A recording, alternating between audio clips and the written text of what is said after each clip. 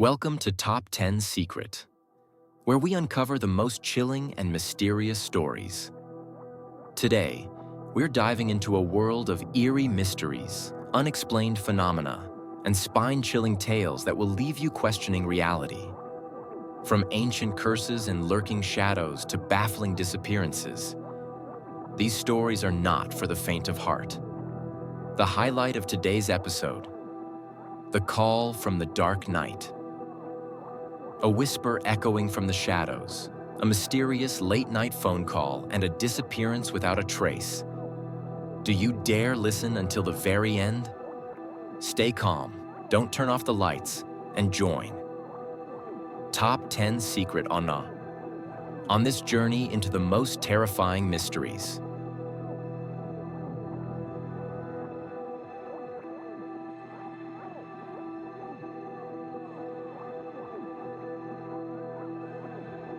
Story 1. The call of the razor-toothed witch legends whispered through the frozen valleys of Black Vale spoke of a creature that once roamed the night, preying on the weak and the unsuspecting. Black Vale itself was a land shrouded in mystery, a remote region isolated by jagged mountains and dense, unyielding forests. The villagers lived in small, huddled communities, their lives dictated by the harsh winters and the unpredictable terrain. Despite the beauty of its snow-capped peaks and glistening rivers, Black Vale was not without its darkness. The region was steeped in ancient superstitions, passed down through generations. Stories of spirits haunting the woods and malevolent entities lurking in the shadows were told by firesides during long, frigid nights. Among these tales, the legend of the razor-toothed witch was the most feared. Some claimed she was born from the cursed bloodline of a forgotten clan that once ruled the valleys. Others whispered that her spirit was bound to the land itself, a punishment for the villagers' ancient sins. Whatever the truth, her presence had become an undeniable part of Black Vale's grim folklore, a warning to all who dared venture into the darkness. She was called the razor-toothed witch, a name uttered only in hushed tones for fear of summoning her wrath. Once, she had been a beautiful woman, the pride of her village. Her silken hair, as white as freshly fallen snow, shimmered under the moonlight, and her voice was said to charm even the most stoic of hearts. But her beauty was not natural. It was a gift, or perhaps a curse, bestowed upon her by a dark entity that dwelled in the shadowy forests surrounding the village. She had made a pact with this being, trading her soul for eternal youth and unmatched beauty. For years, she reveled in her newfound allure, basking in the adoration of those around her. But as the years passed, the price of her bargain began to reveal itself. One fateful night, under a blood-red moon, the dark entity returned to claim its due. The sky itself seemed to bleed, casting an unnatural crimson glow over the frozen valleys. A dense fog rolled in, smothering the land in an oppressive silence. From the shadows of the ancient forest, the entity emerged, a mass of writhing darkness that seemed to defy form and logic. Its aura radiated malevolence, freezing the air and drawing the life out of everything it touched. Eyes like smoldering embers burned within the void, scanning the land with a hunger that felt endless. The ground beneath it cracked and splintered, as though the earth recoiled from its presence. When it spoke, its voice was a cacophony of whispers and growls, each word vibrating with an ancient power that resonated in the bones of all who heard it. The entity approached her as she stood beneath the blood moon, her once beautiful form trembling in its shadow. With a single claw-like appendage, it reached out, enveloping her in its darkness. Her screams pierced the night, a sound of agony and terror as her body began to twist and contort. The entity's laughter echoed through the valley, a dreadful symphony marking the completion of her transformation. Her body twisted and contorted, her porcelain skin turned deathly pale, and her once charming smile became a grotesque snarl filled with razor-sharp teeth. Her transformation was complete. She had become a creature of the night, cursed to roam the earth in eternal hunger, feeding on the souls of the living to sustain her unnatural form. From that night on, the villagers lived in fear. She would emerge from the shadows, her glowing red eyes piercing the darkness, and her chilling laughter echoing through the valleys. Those who crossed her path were never seen again, their screams swallowed by the night. The villagers began to call her the White Ghost, for she moved like a wisp of fog, silent and deadly. The stories of her wrath spread far and wide, turning Blackvale into a desolate wasteland. Yet some dared to remain, their stubbornness rooted in generations of history tied to the land. Among them was Elias, a curious and fearless 12-year-old boy. He had grown up hearing tales of the razor-toothed witch, but dismissed them as mere stories to scare children into obedience. One chilly autumn night, as the wind howled through the village and the forest seemed alive with whispers, Elias decided to venture into the forbidden woods. Armed with only a lantern and a rusted hunting knife, he set out to uncover the truth. His mind raced with a mix of excitement and dread. Questions filled his thoughts. What if the stories were real? What if the witch truly roamed these woods? Yet, a spark of defiance ignited within him. He wanted to prove to himself, and to the fearful villagers, that the razor-toothed witch was nothing more than a myth. As he ventured deeper into the forest, the shadows seemed to stretch and shift around him, playing tricks on his eyes. The lantern's flickering light cast eerie shapes on the gnarled trees, and each crack of a twig beneath his boots made his heart pound harder. Fear clawed at the edges of his resolve, but he pressed on, gripping the knife so tightly that his knuckles turned white. Elias reminded himself of his purpose: to seek the truth, to find proof that would banish the tales of the witch and restore courage to the village. Yet with every step, a nagging doubt crept into his mind. What if he was wrong? What if the witch truly waited for him in the darkness? The thought sent a shiver down his spine, but he shook it off, determined not to turn back. The villagers tried to dissuade him, their faces pale with terror, but Elias's determination was unshakable. As he entered the forest, the temperature seemed to drop, and an unnatural silence enveloped him. The trees, twisted and gnarled, loomed like skeletal hands reaching out to grab him. The air was thick with the stench of decay. Elias tightened his grip on the knife and pressed on, his heart pounding in his chest. Then he heard it. A faint, melodic hum, like a lullaby carried on the wind. It was hypnotic, drawing him deeper into the forest. As he followed the sound, he stumbled upon a clearing bathed in the eerie glow of the blood moon. At its center stood a figure, her back turned to him. Her long, white hair cascaded down her back, shimmering like silver in the moonlight. Elias froze. He wanted to run, but his legs refused to move. The figure slowly turned to face him, and his breath caught in his throat.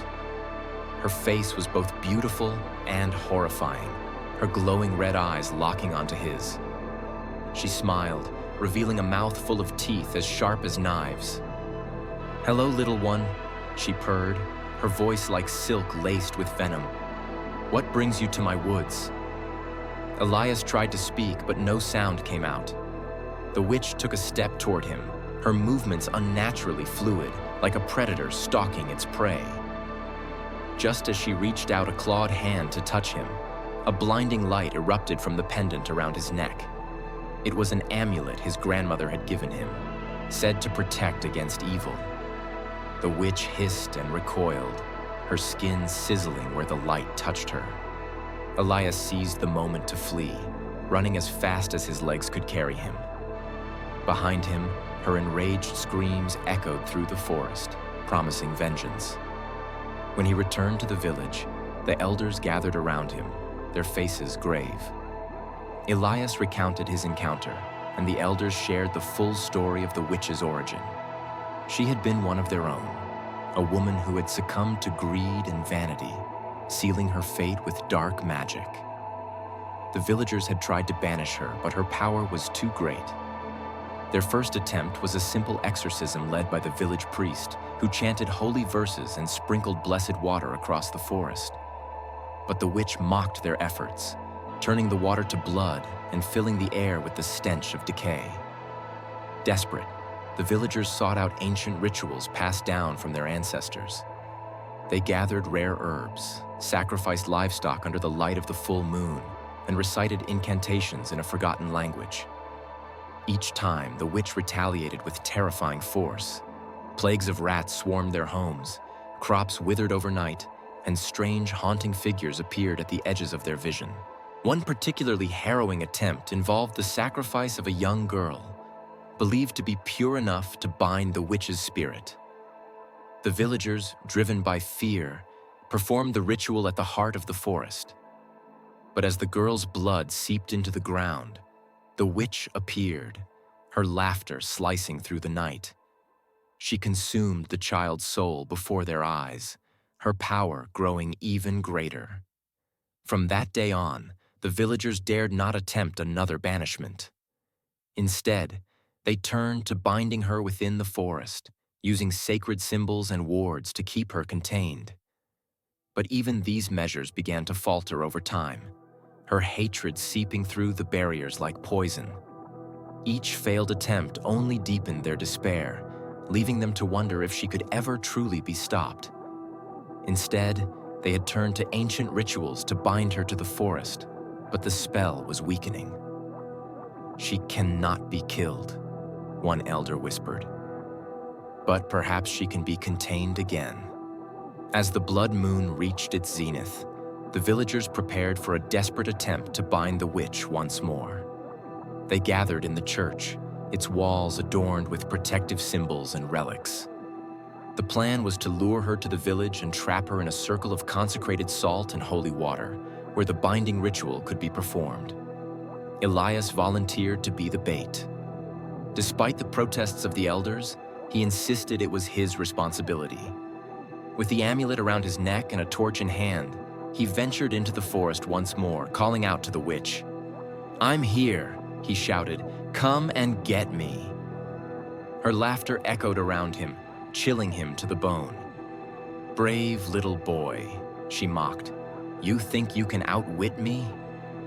The ground beneath him seemed to writhe as she emerged from the shadows, her red eyes glowing with malice. Elias turned and ran, leading her toward the village. She followed, her movements impossibly fast and silent.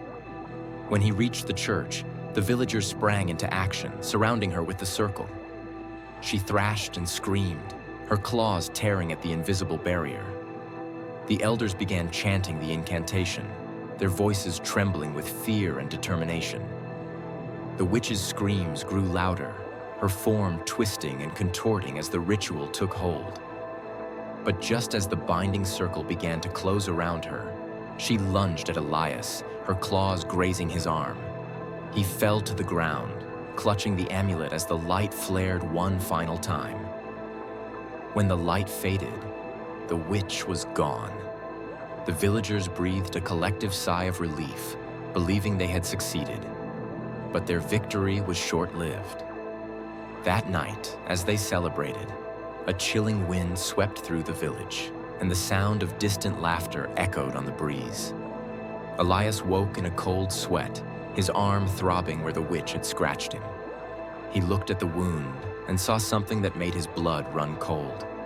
His veins were turning black, spreading from the scratch like tendrils of shadow. The curse had not been contained. It had merely found a new host. The story ends with Elias standing at the edge of the forest, his red eyes glowing in the darkness, and a wicked smile spreading across his face. The villagers, unaware of his transformation, continued their celebrations, believing the nightmare had ended.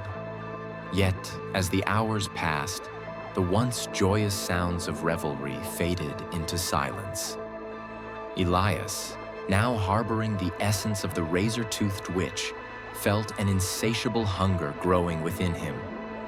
The curse coursed through his veins, his thoughts no longer his own, but a cacophony of whispers urging him to prey on the unsuspecting. He stepped back into the shadows, watching the village from afar, his predatory instincts sharpening with each passing moment. The next morning, the villagers awoke to a horrifying sight. Homes splattered with blood, livestock slaughtered, and the church desecrated with symbols of dark magic. The few survivors whispered of red eyes in the night, glowing with a malevolent intelligence. Rumors spread quickly, and panic set in as they realized their savior had become their doom. Black Veil, now shrouded in an even deeper darkness, began to wither. The forests encroached upon the village, as if nature itself sought to reclaim the land. The air grew heavy, and the nights stretched longer, cloaked in a perpetual twilight. Those who dared to stay behind spoke of Elias, no longer a boy, but a vessel of terror, roaming the woods, his laughter echoing in the distance, a chilling reminder that the razor-toothed witch's curse would never be broken. And far away, in the heart of the forest, a new legend began to take shape. Whispers of a greater darkness emerging, a curse no longer tied to a single witch, but a plague that would consume everything in its path. Black Veil's story was far from over. It had only just begun. The razor-toothed witch had been reborn, and the nightmare was far from over.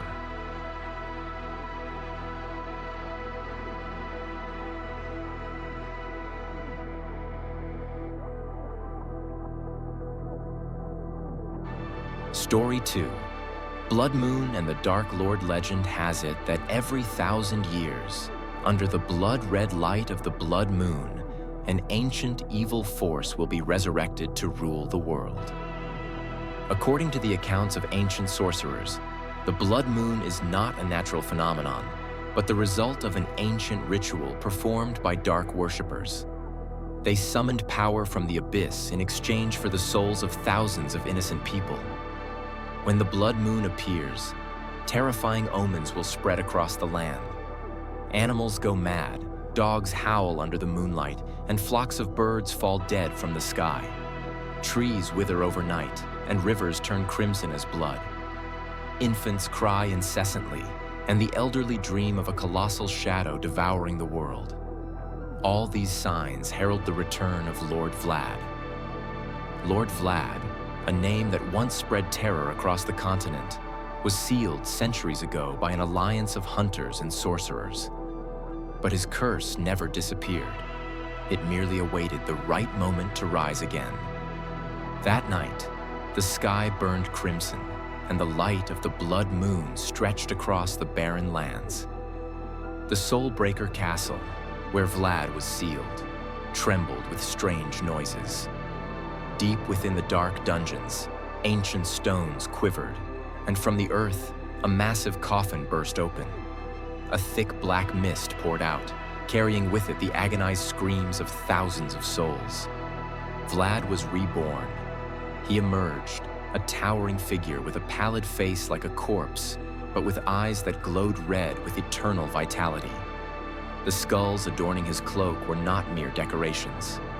They whispered in the night, emitting mournful wails from the dead. Vlad gazed at the sky, a wicked smile curling on his lips. Blood Moon, I have returned.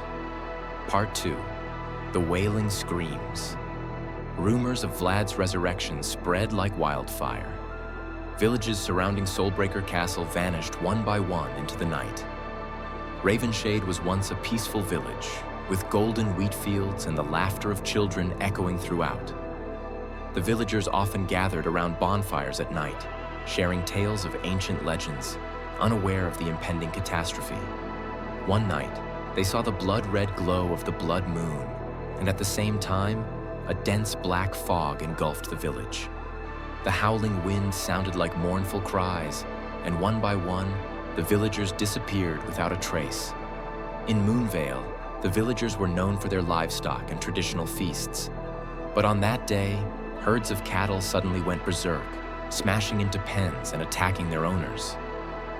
When night fell, the village descended into an eerie silence. A group of hunters from a neighboring village arrived the next morning, only to find destroyed homes and blood splattered everywhere. Not a single soul remained.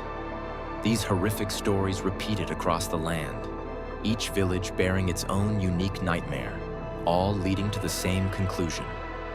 The darkness from Soulbreaker Castle was spreading, and nothing could stop it. People only heard distant screams, brief flashes of fire that quickly extinguished. Corpses were found hanging from trees, their blood soaking the earth, turning it into a vast graveyard. One night in Blackthorn Village, a knock echoed in the dead of night. Old Martha, who lived alone at the edge of the village, trembled as she opened the door. Standing before her was a cloaked man, his face obscured by a hood. "Please help me," the man rasped, his voice hoarse. Martha hesitated, but her compassion won out. She invited the man inside. As he crossed the threshold, a cold wind rushed in, causing the candle flames to flicker. The man sat down, his hands trembling. But as Martha turned to fetch water, she felt something amiss. When she turned back, the man had stood up, his hood fallen to reveal a pale face and glowing red eyes. "Thank you for your hospitality," he said before lunging at her with inhuman speed. Martha's scream echoed through the village, but no one dared to step outside. Among them were descendants of the Belmont family, a legendary lineage of vampire hunters. Gabriel Belmont, the head of the family, vowed to destroy Vlad. The Belmont family traces its origins back to ancient times when their ancestors were divine warriors, tasked with protecting humanity's survivors from various villages began gathering in the main town, protected by sturdy stone walls. From darkness. Over generations, they faced and vanquished countless dark entities, from powerful witches to bloodthirsty creatures. The angelic sword Gabriel carried was a family heirloom, forged from the blood of the Archangel Gabriel and celestial fire, with ancient magic. They had once led the charge against Vlad centuries ago, and it was through the sacrifice of Gabriel's ancestors that Vlad was sealed. Now, Gabriel bore the heavy burden of the family was renowned for its courage and exceptional combat skills, blending martial prowess protecting his family's legacy and ending the threat of Lord Vlad once and for all. "We cannot let him continue. If he becomes omnipotent under the blood moon, this world will be plunged into eternal darkness," Gabriel declared. The resistance group included warriors, sorcerers, and hunters from across the land. They gathered at an abandoned church that housed sacred relics capable of combating the darkness. A silver cross, a vial of holy water, and a sword forged from angelic blood.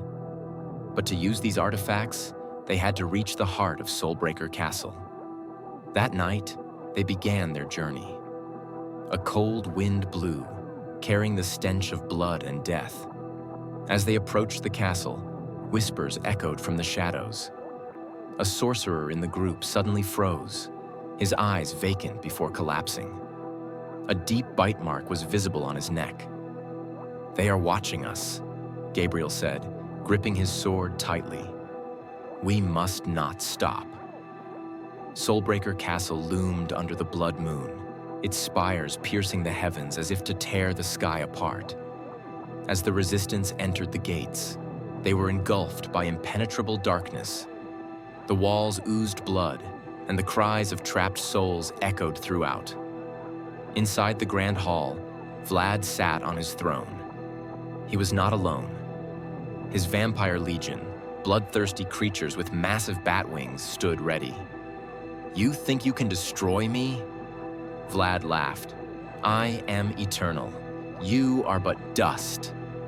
The battle erupted, swords clashed, and magic flared in every direction. One by one, the resistance members fell. Their screams filled the hall, and blood pooled across the stone floor. Gabriel faced Vlad, wielding the angelic sword to strike. But Vlad was too powerful. With a mere gesture, he hurled Gabriel across the room, his body crashing into the wall. "You have failed," Vlad whispered, leaning over the wounded Gabriel. But before he could deliver the final blow, Gabriel hurled a vial of holy water into Vlad's face. Vlad screamed in agony as his skin burned, but it was not enough to kill him. Part 5. A gruesome end. Gabriel was dragged to Vlad's throne, where Vlad intended to turn him into one of his loyal subjects. But with his last ounce of strength, Gabriel activated a light bomb he had concealed. The castle exploded, a brilliant light incinerating everything within miles. However, as the smoke cleared, a shadow emerged from the rubble. Vlad stepped forward, his body no longer intact but his eyes still blazing. I am eternal darkness. No one can destroy me. The story ends with Vlad standing atop a hill, surveying the remnants of the world. The blood moon still shone, and his laughter echoed like an eternal curse. Under Vlad's rule, darkness continued to spread, engulfing every corner of the land. Villages became death fortresses, where humans were enslaved as soulless thralls serving the ever-growing vampire legion. Rivers ran red with blood, and the land became a barren graveyard. Yet even in despair, a flicker of hope endured. In remote places, new descendants of the Belmont family gathered secretly, studying forgotten lore and ancient prophecies. They whispered of a hero, one with purest blood, destined to rise and wield a weapon forged from starlight to challenge the eternal darkness. Vlad, at the height of his power, smirked as he surveyed his dominion. Yet, in his dreams, he faintly sensed a threat, a faint but persistent light waiting for its moment to strike. Thus, the cycle of fate continued, opening the path to a new chapter in the eternal battle between light and darkness. Soulbreaker Castle loomed under the blood moon, its spires piercing the heavens as if to tear the sky apart. As the resistance entered the gates, they were engulfed by impenetrable darkness. The walls oozed blood, and the cries of trapped souls echoed throughout. Inside the grand hall, Vlad sat on his throne. He was not alone. His vampire legion, bloodthirsty creatures with massive bat wings, stood ready. "You think you can destroy me?" Vlad laughed. "I am eternal. You are but dust." The battle erupted.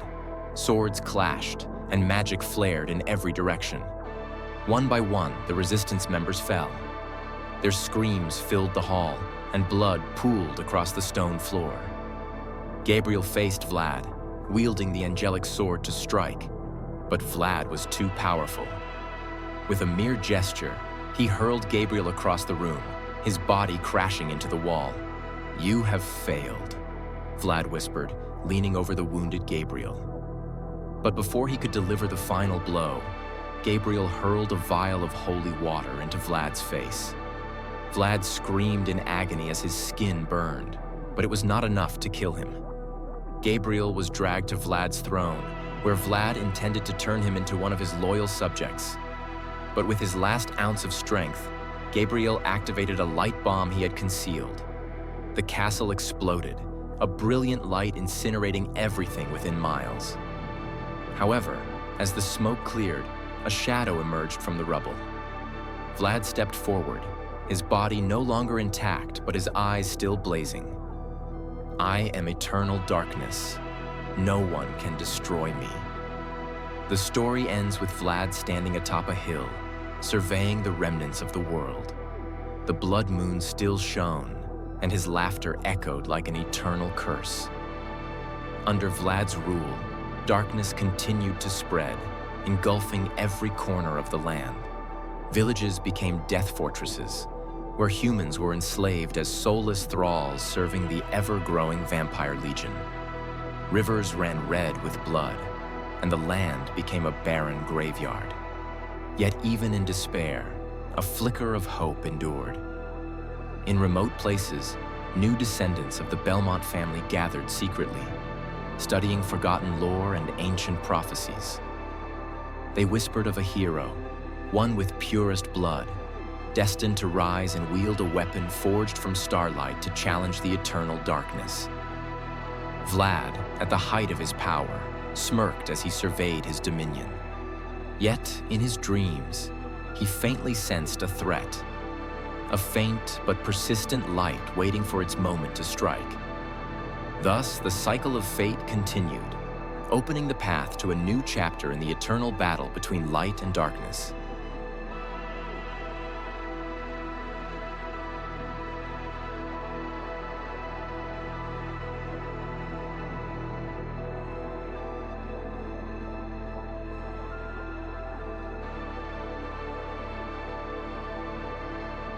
Story 3.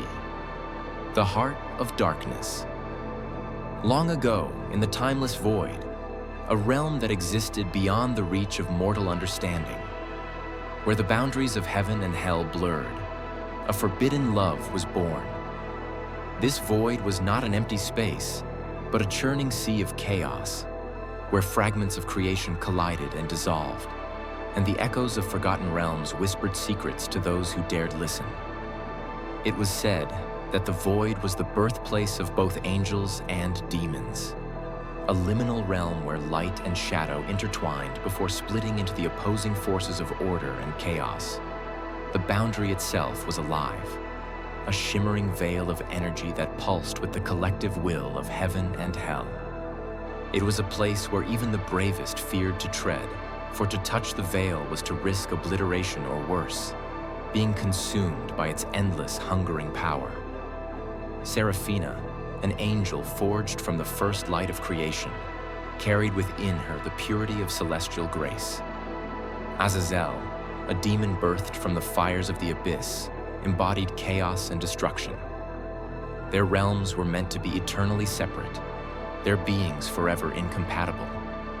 Yet, in a moment that defied fate, they met at the edge of the universe under the crimson glow of a blood moon.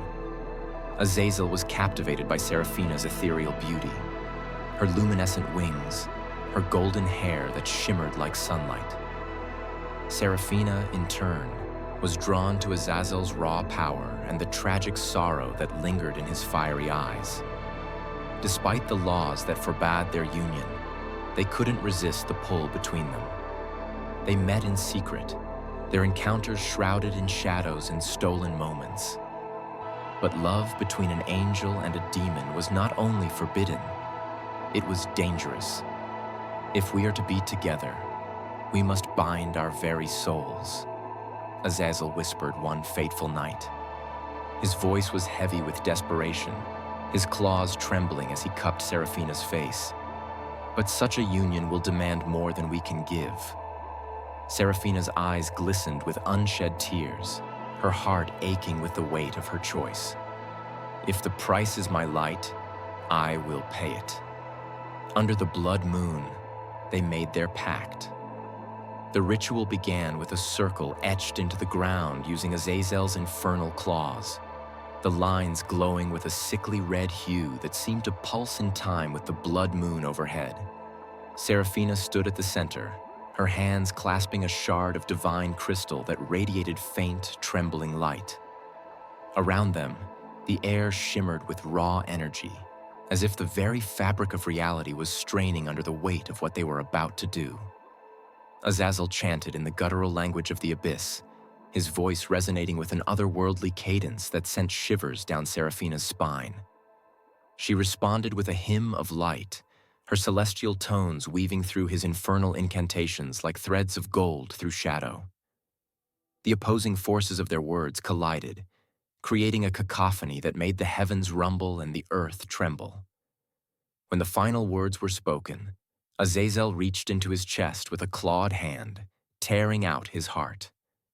It beat in his palm, a grotesque mass of writhing darkness, its surface slick with hellfire.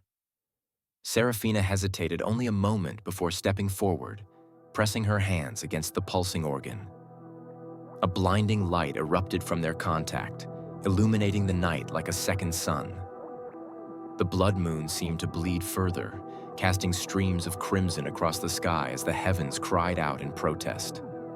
Their blood mingled and dripped onto the ground, each drop searing into the soil and leaving marks that glowed faintly, as though the earth itself was branding their union into its memory.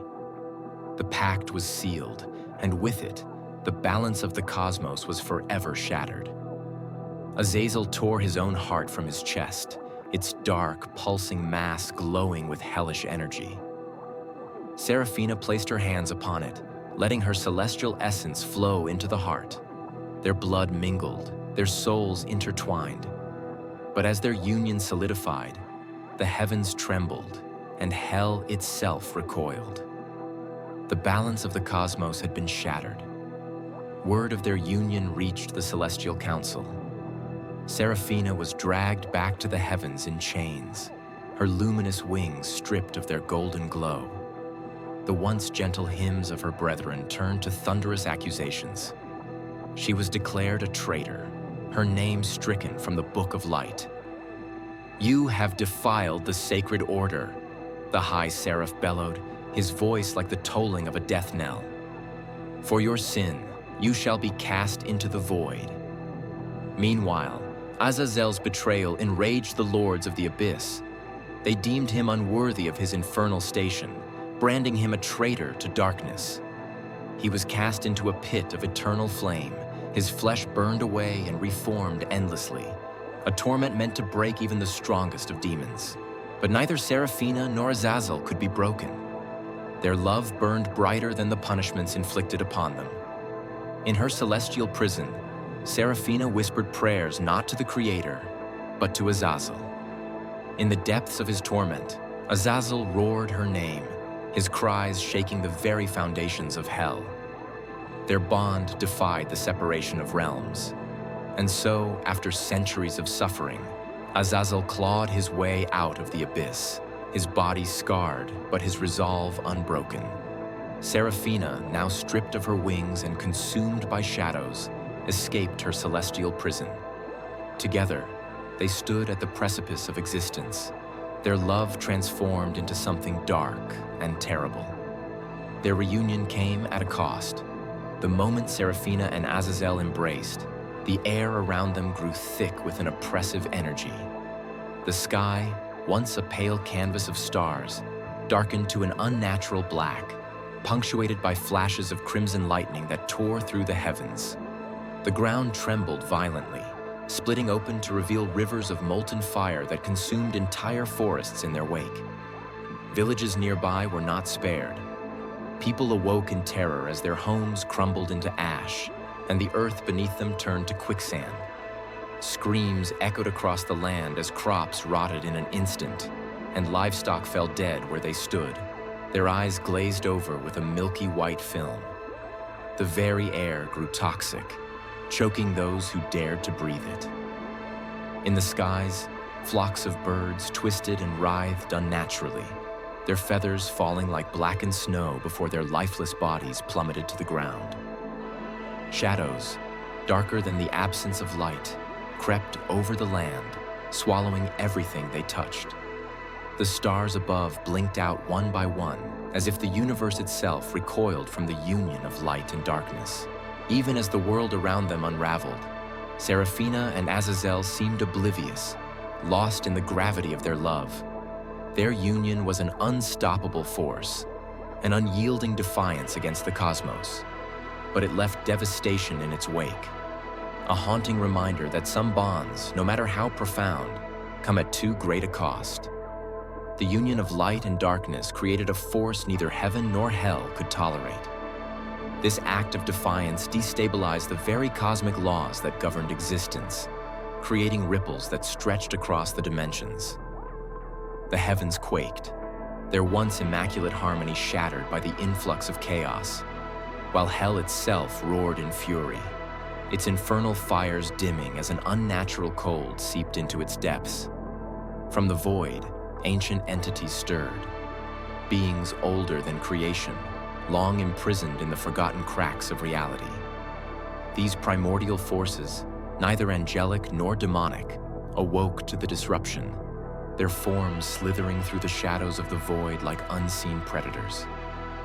They fed on the chaos unleashed by Seraphina and Azazel's union, growing stronger with every moment. The stars in the sky flickered, their light dimming as if recoiling from the imbalance. Time itself faltered, moments stretching and collapsing unpredictably, causing waves of disorientation and madness in mortals and immortals alike. In this unprecedented upheaval, the boundaries between realms began to fray, allowing fragments of the infernal and the divine to bleed into the mortal world, creating a nightmarish landscape of twisted beauty and horror. To stop their love from unraveling the fabric of reality, the divine and the damned united in a desperate act. They placed a curse upon Seraphina and Azazel. For every moment you spend together, the curse decreed, the world shall bleed. Blood will rain from the heavens, the earth will split open, and the screams of the innocent will echo for eternity. Undeterred, Seraphina and Azazel chose to live with the curse. They wandered the earth, their presence leaving a trail of destruction. Entire villages were swallowed by the earth. Rivers turned to crimson. Crops withered under skies choked with ash. They became the stuff of nightmares, whispered about in terrified tones by those who survived their passing. But the lovers were blind to the chaos they wrought. In each other's arms, they found solace. Seraphina's darkened wings wrapped around Azazel's scarred body, and his claws gently traced the remnants of her celestial sigils. They danced in fields of fire, their laughter mingling with the cries of the damned. In time, they discovered that their bond had a physical manifestation. The heart they had shared, Azazel's heart infused with Seraphina's light, had become a living entity. It beat with unnatural power, pulsing with a blend of hellfire and divine radiance. But the heart was not benevolent. It demanded sacrifices. "We must feed it," Azazel said grimly, holding the pulsating organ in his claws. "Or it will devour us." And so they began to hunt. Not for sustenance, but for souls. They tore through towns and cities, consuming the essence of the living to satiate the heart. The more they fed it, the stronger it grew, and the more their humanity eroded. Seraphina's eyes, once filled with compassion, became twin voids. Azazel's once fierce love turned into an all-consuming obsession. Their love, once pure and defiant, became a monstrous hunger. They no longer sought solace in each other, but in the chaos they unleashed. Together, they were unstoppable, an apocalyptic force that neither heaven nor hell could confront. The end came beneath another blood moon. Seraphina and Azazel stood at the center of a ruined world, the pulsating heart levitating between them. It had grown grotesque, its veins writhing like living things, its surface covered in countless eyes that wept blood. "This is our love," Seraphina whispered, her voice hollow. "Beautiful and terrible." Azazel nodded, his claws digging into his palms. "If the world will not allow us to exist, then the world must end." Together, they placed their hands upon the heart. It pulsed violently, emitting a sound like a million screams compressed into a single note. The ground beneath them split apart, revealing an abyss that seemed to stretch into infinity. The skies turned black, a suffocating blanket of darkness descending over the world. The air grew heavy, pressing down on every living thing, as if the universe itself was gasping for breath. The stars blinked out one by one, each extinguished with a faint, sorrowful wail that resonated through the void. Those who witnessed the apocalyptic scene fell to their knees, clutching their chests as an overwhelming sense of despair gripped them. The ground trembled violently, splitting apart with deafening cracks, and fiery chasms erupted, spewing molten rock and ash into the air. A cacophony of terrified screams filled the void as entire villages were swallowed whole by the earth. The winds howled like tormented spirits, carrying with them the scent of sulfur and burning flesh. Shadows, darker than any natural night, slithered across the landscape, consuming everything in their path and leaving only desolation in their wake. For the survivors, it was a nightmare of sound and sensation. The sharp, metallic tang of blood filled their mouths. Their skin prickled with an unnatural chill, and the relentless thrum of the pulsating heart in the distance echoed in their ears. The sky, now a swirling vortex of crimson and black, seemed to bleed as streaks of fiery rain fell to the ground, igniting what little life remained. In that moment, all who lived knew one thing. The end had come, and nothing would remain untouched. As the heart consumed the last remnants of the earth, Seraphina and Azazel embraced. Their forms disintegrated into ash, their souls merging with the void they had created. In the end, there was nothing. No light, no darkness, only silence. But in the silence, a single heartbeat echoed. Deep within the void, the heart remained, waiting for a new world to form, waiting for new lovers to find it, waiting to begin the cycle anew.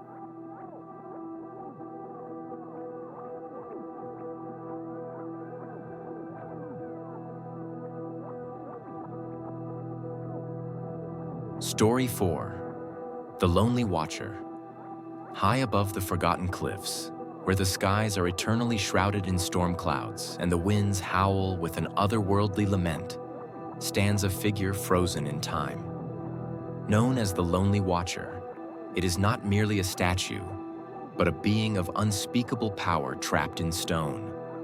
A grotesque, winged demon with claws sharp enough to rend steel and eyes that seem to pierce through the soul of anyone who dares to look. Legends say the Watcher was once a demon of great renown, summoned centuries ago by a coven of dark sorcerers who sought to harness its power to dominate the world. These sorcerers, known as the Circle of the Abyss, were a secretive and feared cult, masters of forbidden rituals that blurred the line between life and death. Their ultimate goal was to unravel the fabric of creation itself, reshaping it in their twisted image. To summon the Watcher, the Circle performed a ritual steeped in blood and despair. They gathered at the highest peak under a moonless sky, surrounding themselves with intricate sigils drawn in the blood of innocence. Chants in an ancient, guttural tongue filled the air, their words heavy with malice. Each member of the Circle offered a piece of their own soul, their screams of agony feeding the dark energy that pulsed through the ritual site. When the final incantation was spoken, the earth cracked open, and from the abyss emerged the Watcher. Its arrival was marked by a wave of destruction. Storms erupted across the land, rivers turned to blood, and the cries of the damned echoed through the night. But the Watcher, bound by the spell of its summoners, stood motionless, awaiting orders. The sorcerers planned to wield its power to annihilate their enemies and claim dominion over all realms. Yet, even in its captivity, the Watcher's mind was its own. It saw the greed and cruelty of the Circle, and for the first time, desired something beyond its cursed existence. It yearned for freedom. When the moment came to unleash its fury, the Watcher defied its masters, turning its rage against them. The sorcerers, unprepared for betrayal, attempted to subdue it, but their magic faltered. In their desperation, they enacted a hasty and incomplete spell, sealing the Watcher in stone and binding it to the cliffs. The curse was imperfect, leaving the Watcher trapped yet aware, its hatred simmering through the centuries. But unlike its kind, the Watcher yearned for something beyond destruction. It craved freedom from the eternal cycle of servitude and chaos. When the time came to unleash its power, the Watcher refused to obey its masters, rebelling against the Dark Covenant. Enraged by its defiance, the sorcerers cursed the Watcher, binding it in stone and banishing it to the cliffs, where it would stand as both punishment and warning for eternity. For centuries, the Lonely Watcher remained silent, its grotesque form weathered by the elements. The villagers in the valley below feared it, their superstitions growing with each passing generation. They avoided the cliffs at all costs, whispering prayers whenever its shadow loomed over their lands. Parents told their children terrifying tales to keep them from wandering too close. But all legends agreed on one thing. Anyone who looked directly into its eyes would be drawn into a nightmare from which they would never awaken. In the modern age, superstition often falls prey to curiosity. A group of 5 university researchers, led by the ambitious and skeptical Dr. Evelyn Grant, set out to explore the cliffs and uncover the truth behind the legend. To them, the Lonely Watcher was merely a relic of a bygone era, a work of art carved by ancient hands and exaggerated by centuries of fear. Armed with modern equipment, they climbed the treacherous paths leading to the cliffs, their excitement growing with every step. The team consisted of Evelyn, Mark, her practical but nervous assistant, Rachel, an archaeologist fascinated by myths, Victor, a historian with a penchant for danger, and Lily, a photographer eager to capture the eerie beauty of their destination. As they ascended, the air grew colder, and a strange, oppressive silence fell over them. Even the wind, which had howled so fiercely earlier, seemed to retreat as they neared the summit. When they reached the top, the statue loomed before them, its massive frame silhouetted against a sky choked with storm clouds. Its features were even more horrifying up close.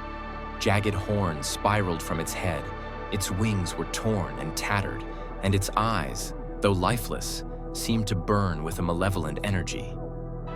"It's just a statue," Evelyn declared confidently, stepping closer to inspect it. "A masterpiece of ancient craftsmanship." "I don't like this," Mark muttered, his gaze fixed on the ground. "It feels alive." Ignoring his unease, Lily raised her camera to take a picture. Her hands trembled slightly as she adjusted the focus, the weight of the silence pressing down on her. The statue's grotesque features filled the frame, each crack and crevice seeming to pulse with an almost lifelike energy. She could feel her heart pounding, the rhythmic thud echoing in her ears like a warning. "Just a statue," she whispered to herself, though the words felt hollow. A cold sweat trickled down her spine, and the back of her neck prickled as though unseen eyes were watching her every move. As her finger hovered over the shutter button, a fleeting thought crossed her mind. What if the stories are true? What if I'm about to wake something that should stay asleep? She shook her head, banishing the doubt. The light of the flash would expose nothing but stone, she told herself. Taking a deep breath, she pressed the button, the click of the shutter reverberating like a gunshot in the oppressive stillness. As the flash illuminated the statue, a low rumble echoed through the cliffs. The group froze, their breaths caught in their throats. Then, the statue's eyes glowed red, faint at first, but growing brighter with each passing second. "We need to leave," Mark urged, panic rising in his voice. But it was too late. The ground beneath their feet began to quake, and the air filled with a deep, resonant growl that seemed to emanate from the statue itself. Cracks appeared along its surface, glowing with an eerie, blood-red light. One by one, the researchers stumbled back, horror etched on their faces as the stone began to crumble, revealing dark, pulsating flesh beneath. With a deafening roar, the Lonely Watcher broke free of its prison. Its wings unfurled, sending gusts of wind that knocked the group to the ground. Its eyes, now blazing like twin suns, scanned its surroundings before locking onto the terrified humans. "You have freed me," it rumbled, its voice a guttural symphony of rage and sorrow. "And for that, you shall pay." Before anyone could react, the Watcher extended a clawed hand toward Mark, who was paralyzed with fear. The demon's touch was not physical, but spiritual. Mark screamed as his body convulsed, his eyes rolling back into his head. Moments later, he collapsed, lifeless. The remaining 4 scattered, running blindly in the chaos. But the Watcher was relentless. With each step it took, the landscape twisted and warped. The sky turned black, the stars extinguished one by one, and the air grew thick with the stench of decay. Shadows danced across the ground, taking on forms that whispered and screamed in languages no human could understand. The survivors found themselves separated, each drawn into a personal nightmare crafted by the Watcher's malevolent will. Evelyn wandered through a crumbling library, its shelves filled with books bound in human skin, the pages writhing with text that seemed to bleed. As she opened one, hands burst forth, clawing at her, dragging her into an endless pit of screaming faces. Each face bore the visage of someone she had betrayed in life, their cries accusing her with words that seared into her flesh. Rachel stumbled into a village shrouded in perpetual twilight, the air thick with decay. The corpses of her loved ones staggered toward her, their hollow eyes weeping black ichor. Their skeletal hands reached out, their voices gurgling in unison. Why did you leave us? Why did you forget? Every step backward brought her closer to the edge of a chasm that whispered promises of oblivion. Victor was trapped in a labyrinth of mirrors, each reflection distorting his image further. His form became grotesque, his limbs elongated unnaturally, his face twisted into a monstrous parody of itself. As he ran, the reflections began to move independently, laughing mockingly, clawing at the glass to escape. The air was filled with the sound of shattering mirrors, the shards forming grotesque creatures that pursued him relentlessly. Lily, still on the cliffs, clutched her camera as the Watcher loomed above her. The ground beneath her feet crumbled, revealing an abyss that seemed to pulse with a heartbeat. The Watcher began to feed, ripping apart the sky itself. Lily's breath quickened as she felt the pull of the void, her mind bombarded with whispers of despair and promises of eternal servitude. Every time she blinked, the world seemed closer to collapsing, and the Watcher's glowing eyes burned into her soul, unrelenting.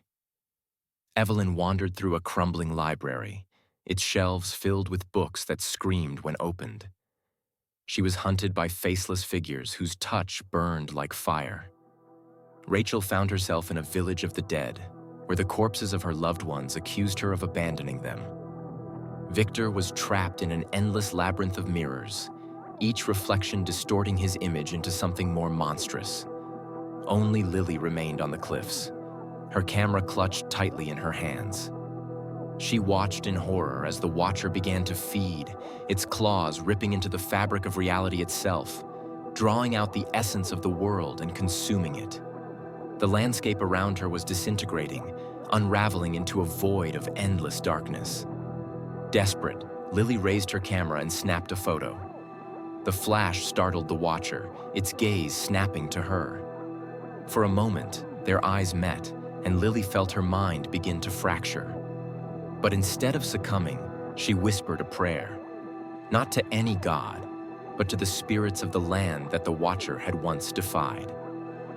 The Watcher paused, its form flickering as though caught between two worlds. The very fabric of reality around it seemed to ripple and twist, as if struggling to contain its presence.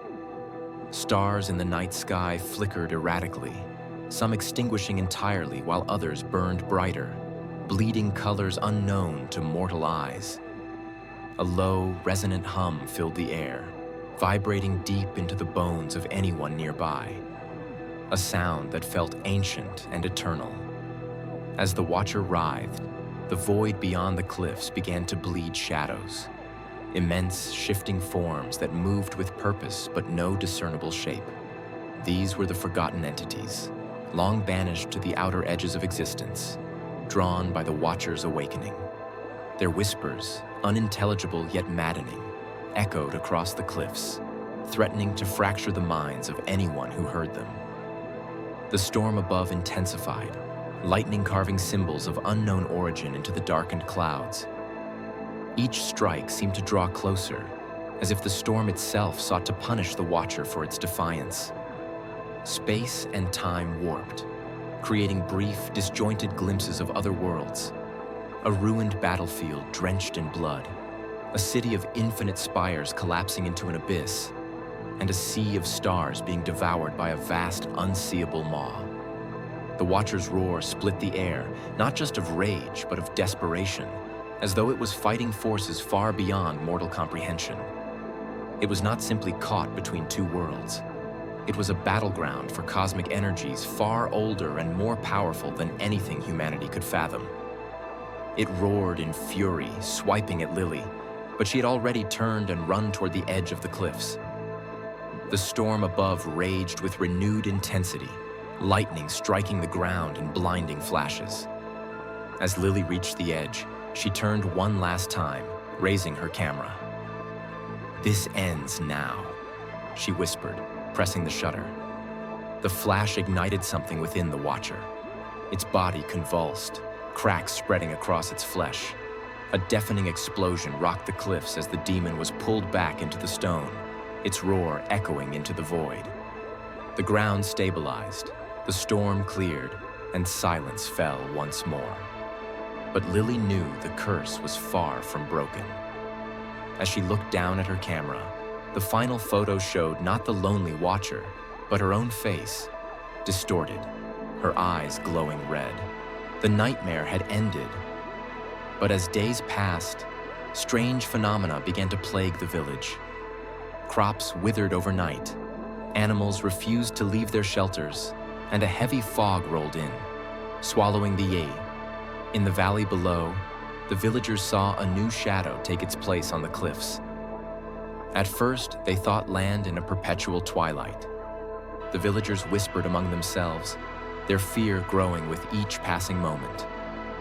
One elder claimed to have seen the new shadow move, its posture eerily human yet unsettlingly wrong. "It watches us now," he said, his voice trembling. Children spoke of hearing whispers in their dreams, voices calling them to the cliffs, promising secrets too terrible to reveal. The once distant legend of the Lonely Watcher became a suffocating presence, its curse now woven into the fabric of their lives. Merchants and travelers passing through the village spread tales of the shadow, their embellished accounts fueling a growing hysteria.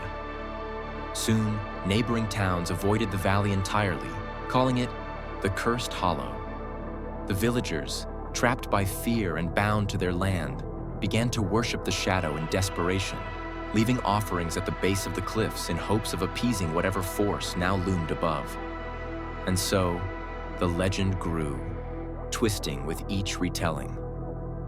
The Lonely Watcher was no longer a solitary curse, but a harbinger of greater darkness to come. The villagers knew deep down that their torment had only just begun. The Watcher's form had returned, but its posture was different, its features eerily familiar.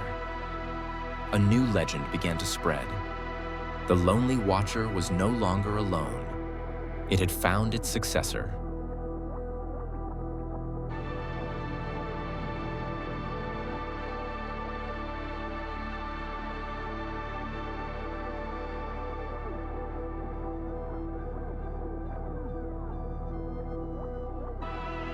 Story 5.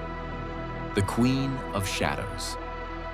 In a forgotten realm, shrouded in eternal dusk, where the sun had long ceased to rise, the balance of power teetered between the living and the dead.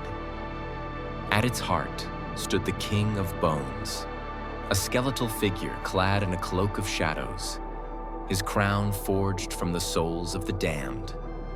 For millennia, he reigned as the unchallenged ruler of the underworld, an entity of absolute terror and authority.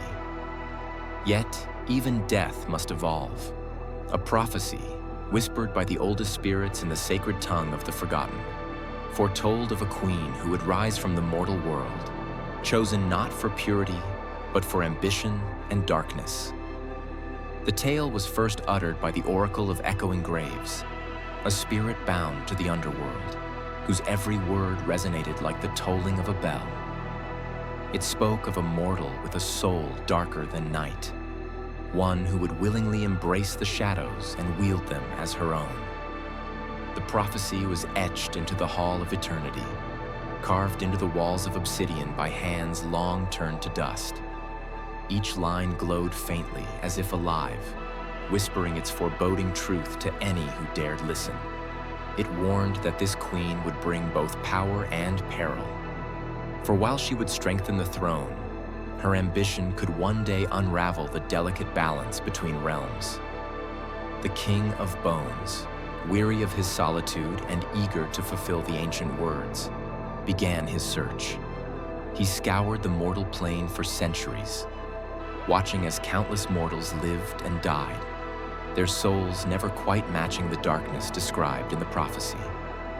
When he finally found Lilith, performing her forbidden rituals beneath the blood moon, he knew his search had ended.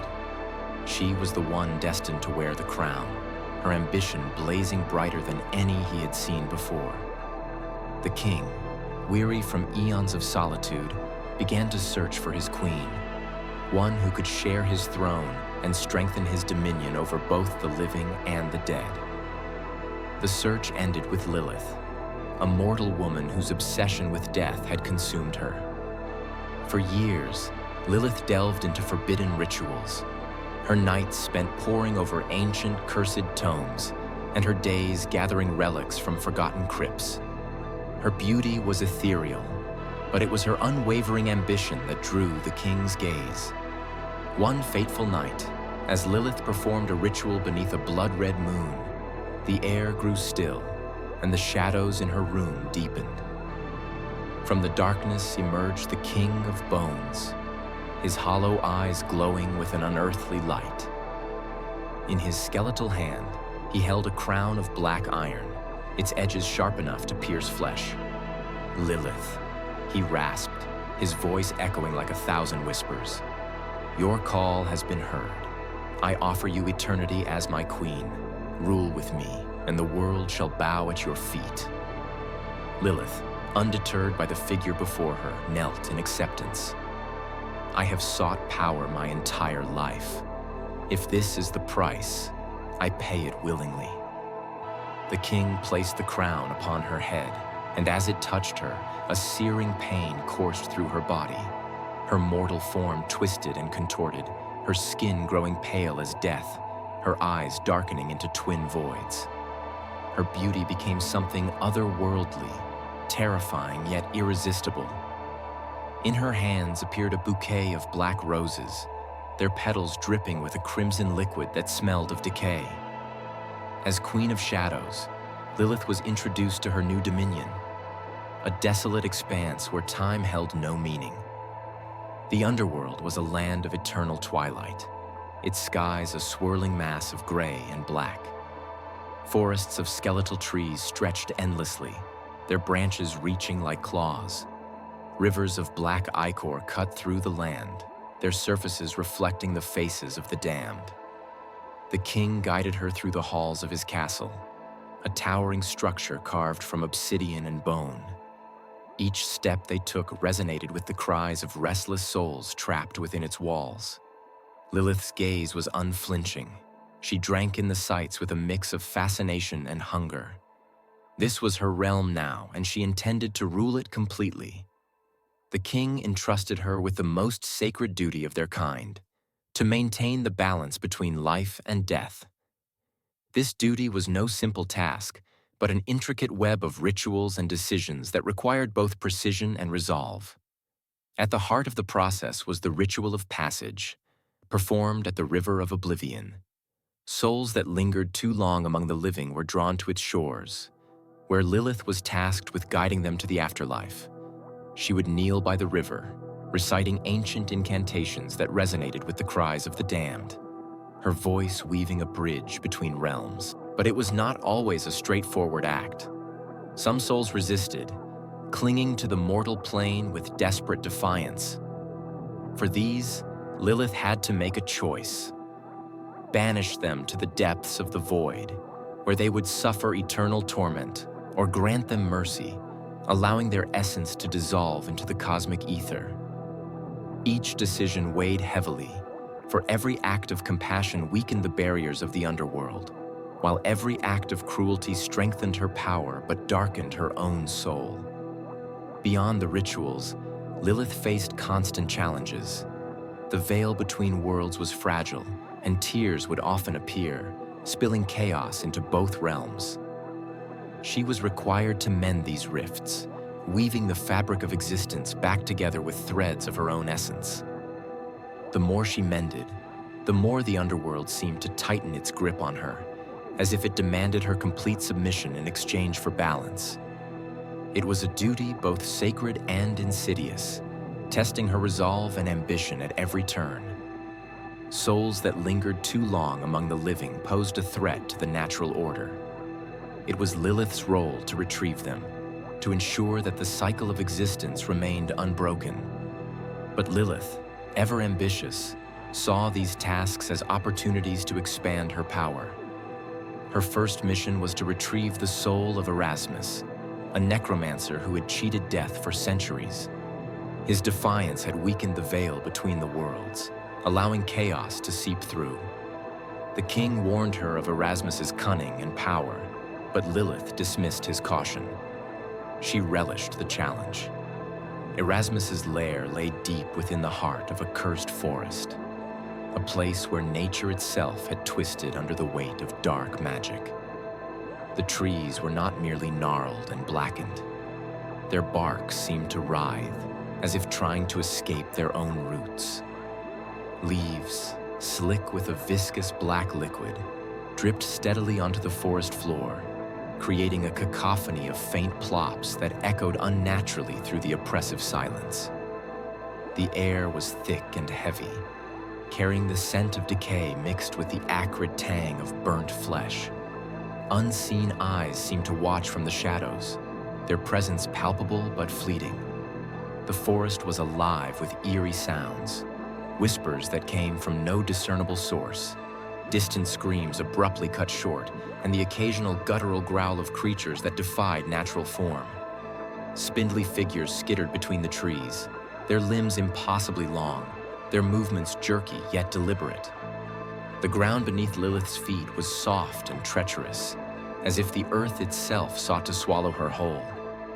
Above, the canopy of blackened branches blocked out what little light might have penetrated, leaving the entire forest bathed in a sickly greenish glow emitted by clusters of luminescent fungi. The atmosphere was suffocating, a constant reminder that this was a place where no living being was meant to tread. Every step deeper into the cursed forest felt like an invitation to madness. Yet Lilith pressed on, her resolve unshaken, her eyes fixed on the towering silhouette of Erasmus's lair in the distance. Wards and sigils surrounded the tower, designed to repel the dead. But Lilith was no mere spirit.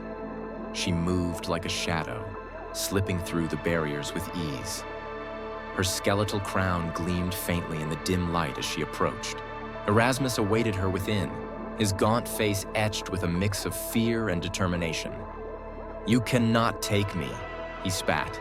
"I have conquered death itself." Lilith said nothing. Her void-like eyes bore into his, and with a wave of her hand, the black roses she carried disintegrated into ash.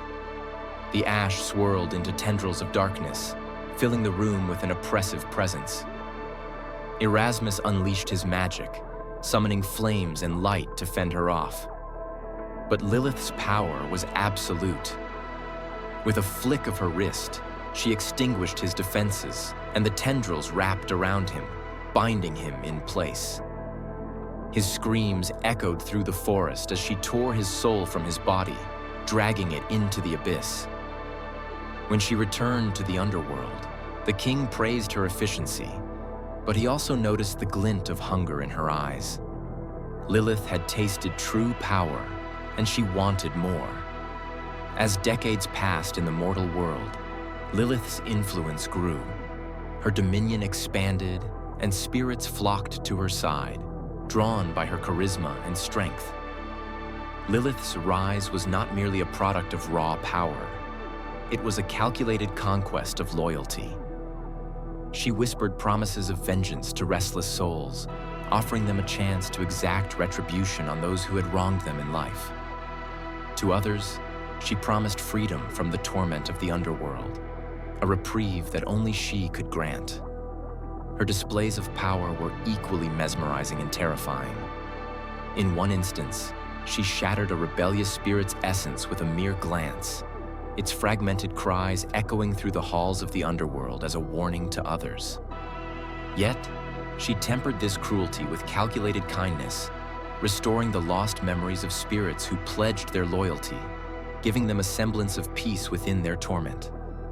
Her ability to balance fear and favor made her an irresistible force, and her influence spread like wildfire through the ranks of the dead. Lilith's manipulation extended to the living as well. Using her spectral emissaries, she sent visions to mortal necromancers and sorcerers, enticing them with forbidden knowledge in exchange for their allegiance. Through them, her reach extended beyond the underworld, planting seeds of chaos in the mortal realm that would one day bloom into absolute control. Her cunning was unmatched, her ambition insatiable. The King of Bones, though powerful, began to sense a change. Lilith was no longer content to share the throne. Her ambition had turned into something dangerous. Lilith began to question the king's authority. Why should she serve alongside him when she could rule alone? Quietly, she built a legion of loyal followers, spirits who pledged their allegiance to her and her alone. Her whispers spread through the underworld, sowing seeds of dissent among the souls. The king confronted her in the grand hall of shadows, his skeletal form towering above her. "You forget your place, Lilith. Do you think I do not see your treachery?" Lilith smirked, unfazed by his rage.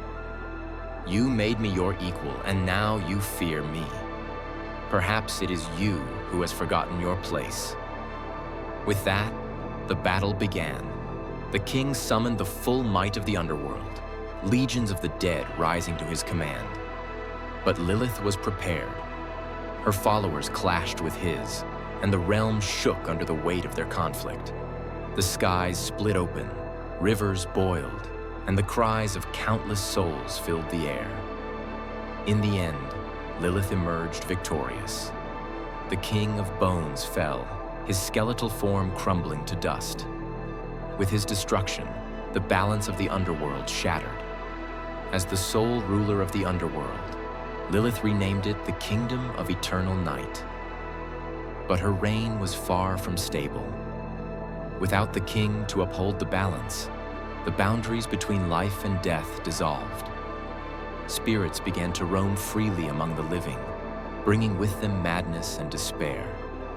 The mortal realm became a reflection of the underworld, a decaying wasteland where the living and the dead coexisted in torment. Lilith reveled in the chaos. She watched from her throne as the world crumbled, her black roses blooming in the ruins of what once was. But even she could not control the forces she had unleashed. The forgotten entities of the void, ancient and malevolent, began to stir. These were beings that predated the underworld itself, remnants of a time before creation took shape. Their forms were indescribable, a swirling amalgamation of shadow, smoke, and bone, constantly shifting as if unable to decide on a singular shape. Eyes, or what could be called eyes, glowed with a dim greenish hue that seemed to pierce through all matter, capable of unearthing the deepest fears of those who gazed into them. Their presence brought an unnatural chill, a cold so intense it seeped into the marrow of any who came near.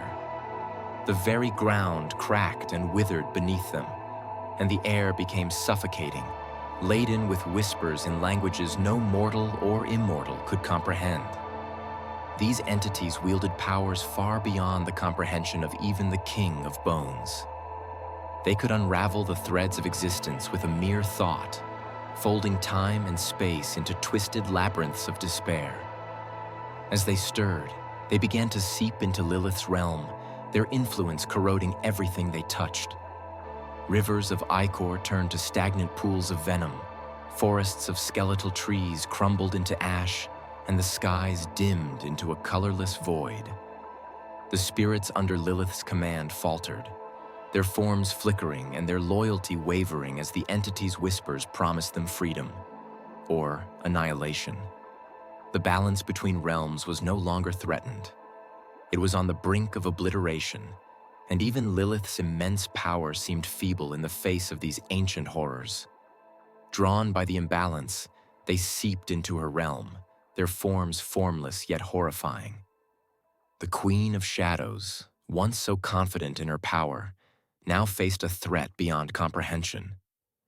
The entities whispered promises of destruction, their voices echoing in her mind. She realized too late that her ambition had led not to dominion, but to annihilation. As the underworld and the mortal realm collapsed into one another, Lilith stood at the center of the chaos, her crown glowing with a dark, pulsating light. The black roses in her hand withered and turned to ash, carried away by a wind that smelled of death. Her final act was to step into the void, her laughter echoing as she was consumed by the darkness she had unleashed.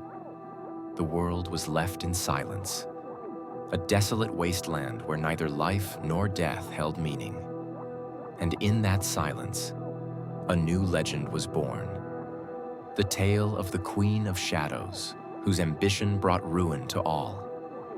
On nights when the wind carries the scent of roses, it is said her shadow can be seen, her crown gleaming in the moonlight as she watches over a world that will never know peace again.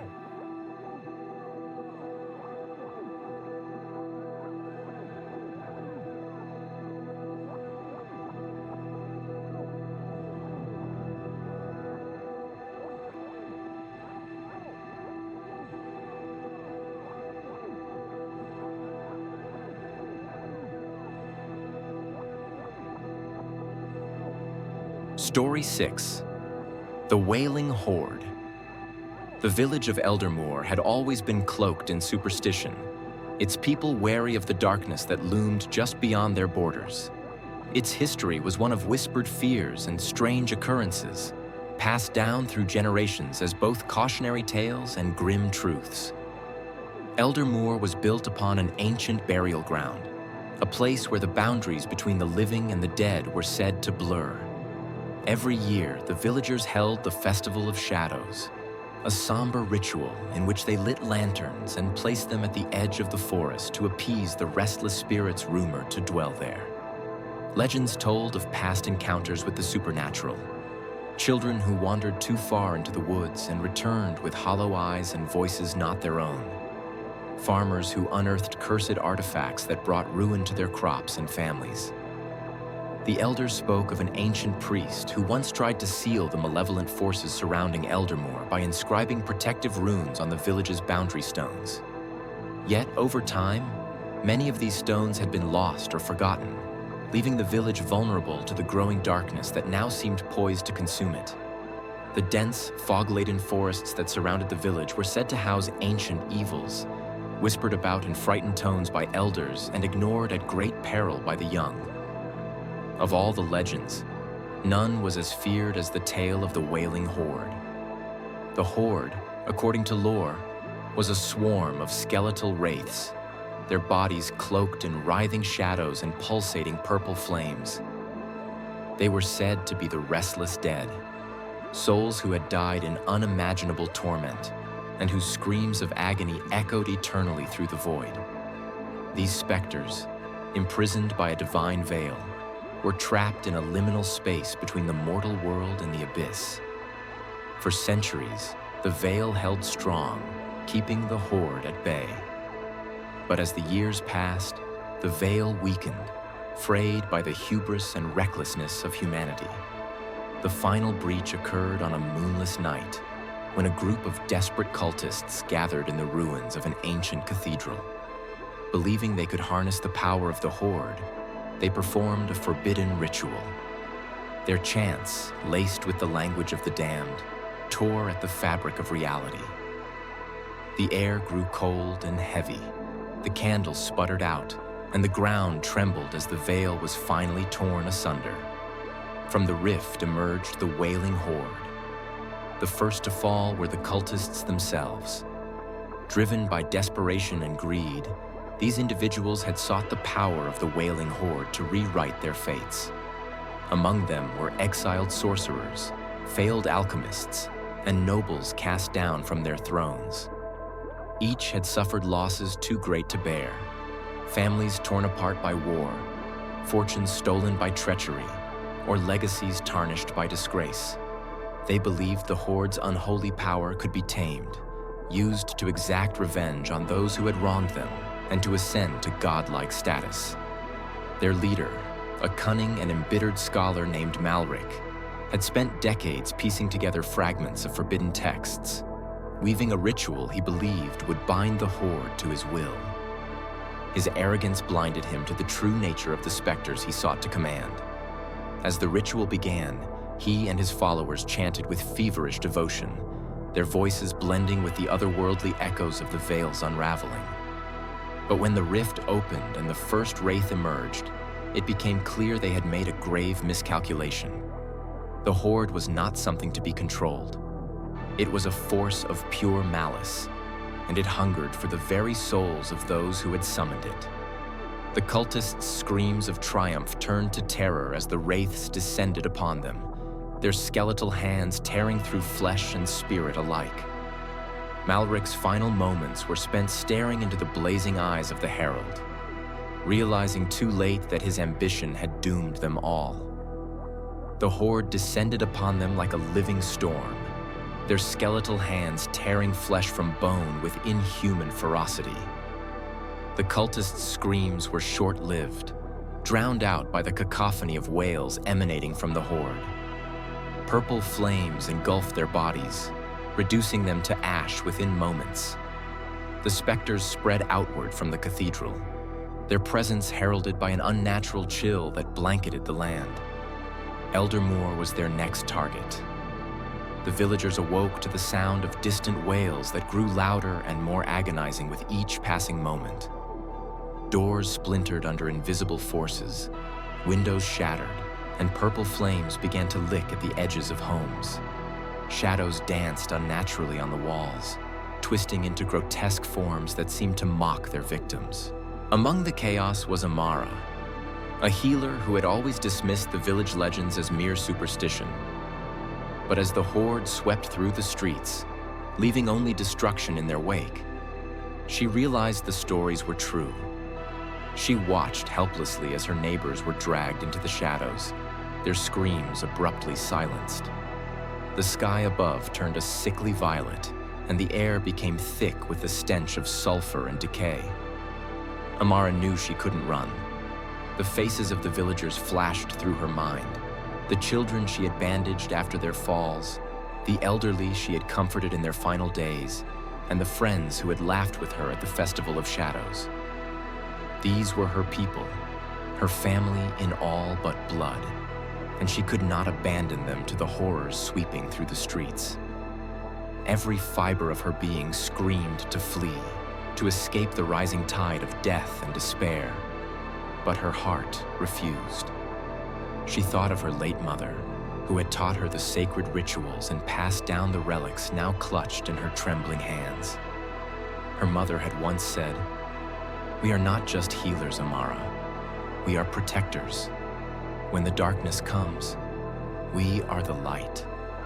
Those words burned in her mind, giving her the courage to take one step, then another, toward the cathedral. She did not know if she could stop the Horde, but she knew she had to try. If she failed, it would not be because she had turned her back on the people who had trusted her all her life. The Horde would consume everything unless someone stopped them. Gathering what little courage she had, she retrieved a collection of relics from her late mother's chest. A silver pendant engraved with holy symbols, a jar of consecrated salt, and a tattered grimoire of protective incantations. Armed with these fragile defenses, she set out for the cathedral, the heart of the chaos. The journey to the cathedral was a nightmare in itself. The once familiar path now seemed endless, stretching into a shadowy expanse where time itself felt distorted. As Amara ventured deeper into the forest, the air thickened, every breath a laborious effort. Trees, once vibrant, stood as grotesque silhouettes, their branches twisting unnaturally like clawed hands reaching for her. From the darkness came faint whispers, indistinct and maddening, as if the very forest was alive and mocking her resolve. Her every step was met with new terrors. At one point, the ground beneath her feet gave way, revealing a pit of writhing black tendrils that lashed out, attempting to ensnare her. She barely managed to leap back, her heart pounding as the pit sealed itself as though it had never existed. Further ahead, ghostly figures emerged from the fog, their translucent forms resembling villagers she had once known. They called out to her, their voices tinged with sorrow and malice, begging for salvation even as their hollow eyes betrayed their intent to drag her into their suffering. The path narrowed as she approached the outskirts of the cathedral, where the forest gave way to a field of ash. The remnants of animals and travelers who had met their end littered the ground, their charred skeletons twisted in agony. A deafening silence fell as she stepped onto this cursed land, broken only by the occasional distant wail of the horde. Amara's grip on her relics tightened, her determination hardening as she realized that turning back was no longer an option. Each obstacle had tested her resolve, but she knew the true horror lay ahead. The once familiar path had transformed into a desolate wasteland. Trees were twisted into grotesque shapes, their bark oozing black ichor. The ground was littered with the charred remains of animals, their hollow eyes staring accusingly at the sky. The air was filled with an oppressive silence, broken only by the occasional distant wail of the horde. When Amara finally reached the cathedral, she was struck by its transformation. Once a place of worship, it now pulsed with unholy energy. The walls were covered in veins of dark energy that throbbed like a living organism. The stained glass windows depicted not saints, but nightmarish figures with hollow eyes and jagged teeth. At the center of it all was a massive rift, a swirling vortex of shadows and violet light from which the horde poured forth. Amara entered cautiously, her hands trembling as she clutched the silver pendant. The wails of the horde were deafening inside the cathedral, a cacophony that threatened to drive her mad. She could feel the weight of countless eyes watching her, their gaze piercing and unrelenting. At the center of the chaos stood the herald of the horde, a towering wraith cloaked in swirling shadows, its skeletal frame adorned with jagged obsidian armor. Its hollow eyes burned with an intensity that made Amara's blood run cold. "Why have you come, mortal?" The herald growled, its voice resonating like the toll of a death knell. "Do you seek salvation, or are you here to join the damned?" Summoning her courage, Amara raised the pendant. "I seek to end this. You have no place in our world." The herald laughed, a bone-chilling sound that echoed through the cathedral. "The veil is broken. The horde is eternal. You cannot stop what has already begun." The herald raised its hand, and the horde surged toward Amara. She quickly scattered the consecrated salt in a circle around her, creating a glowing barrier that repelled the specters. Reaching into the grimoire, she recited a protective incantation, her voice barely audible over the deafening wails. The barrier held, but she knew it was only a matter of time before the horde overwhelmed her. The herald stepped forward, its form towering over her. With a wave of its hand, the barrier shattered, and Amara was thrown to the ground. She scrambled to her feet, clutching the silver pendant as if it were her lifeline. Desperation gave her strength, and she charged at the herald, plunging the pendant into its chest. The herald let out a deafening scream, its form flickering as cracks of light spread across its body. The horde faltered, their movements becoming sluggish as the herald's connection to them weakened. For a moment, Amara thought she had won. But the herald's skeletal hand closed around the pendant, yanking it free. The light faded, and the horde surged forward once more. Amara's vision blurred as she lay on the cathedral floor, her body broken and her spirit nearly crushed. The herald loomed over her, its hollow eyes glowing brighter than ever. "You cannot destroy us," it said. "We are eternal." But even in her despair, Amara noticed something, The pendant, though removed, had left a mark on the herald. A faint glow emanated from the cracks in its chest, spreading like veins of fire. Summoning the last of her strength, she began to chant, her voice growing louder with each word. The light intensified, consuming the herald from within. The wails of the horde grew frantic as the herald's form disintegrated, its skeletal frame collapsing into ash. One by one, the wraiths vanished, their screams fading into silence. The rift at the center of the cathedral began to shrink, its violet light dimming until it was no more. The village of Eldermoor was saved, but at a terrible cost. The streets, once filled with laughter and life, now lay in ruin, scattered with ashes and broken remnants of a once thriving community. Survivors wandered like ghosts, their hollow eyes betraying the horrors they had witnessed. Few dared to speak of what had transpired, and those who did could only manage whispers, their voices trembling with fear. Rebuilding was slow and painful. Many villagers refused to return, fleeing to distant lands in hopes of forgetting the nightmare. Those who stayed began the arduous task of restoring their homes, but the weight of their losses was ever present. The once vibrant festivals and gatherings were replaced with quiet, solemn vigils for the dead. Every shadow, every distant wail of the wind brought back memories of the horde's wrath. For Amara, the burden was far greater.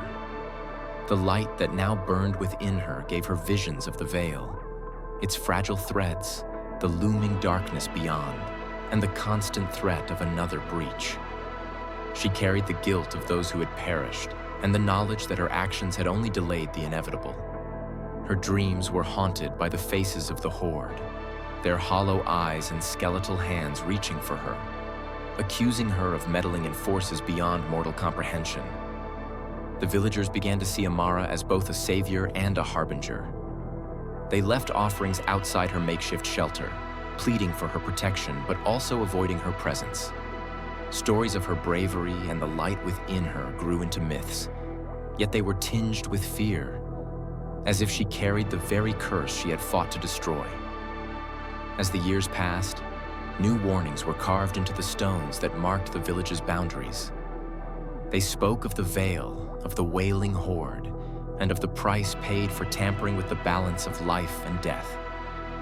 Travelers who passed through Eldermoor would stop and read the inscriptions, their faces pale as they hurried away. And on nights when the wind howled and the air grew bitterly cold, the villagers would gather in silence, listening for the faint, distant wails of the horde and praying that the veil would hold. The once thriving community was now a wasteland, its buildings reduced to rubble and its people either dead or traumatized. Amara, though victorious, was forever changed.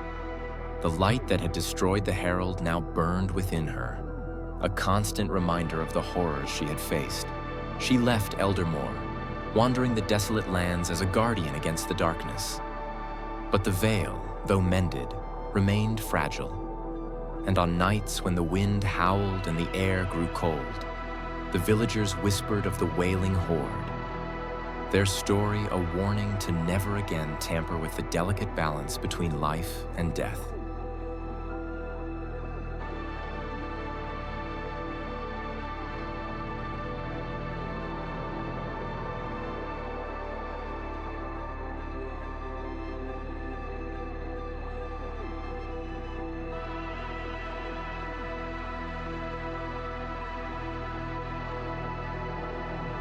Story 7.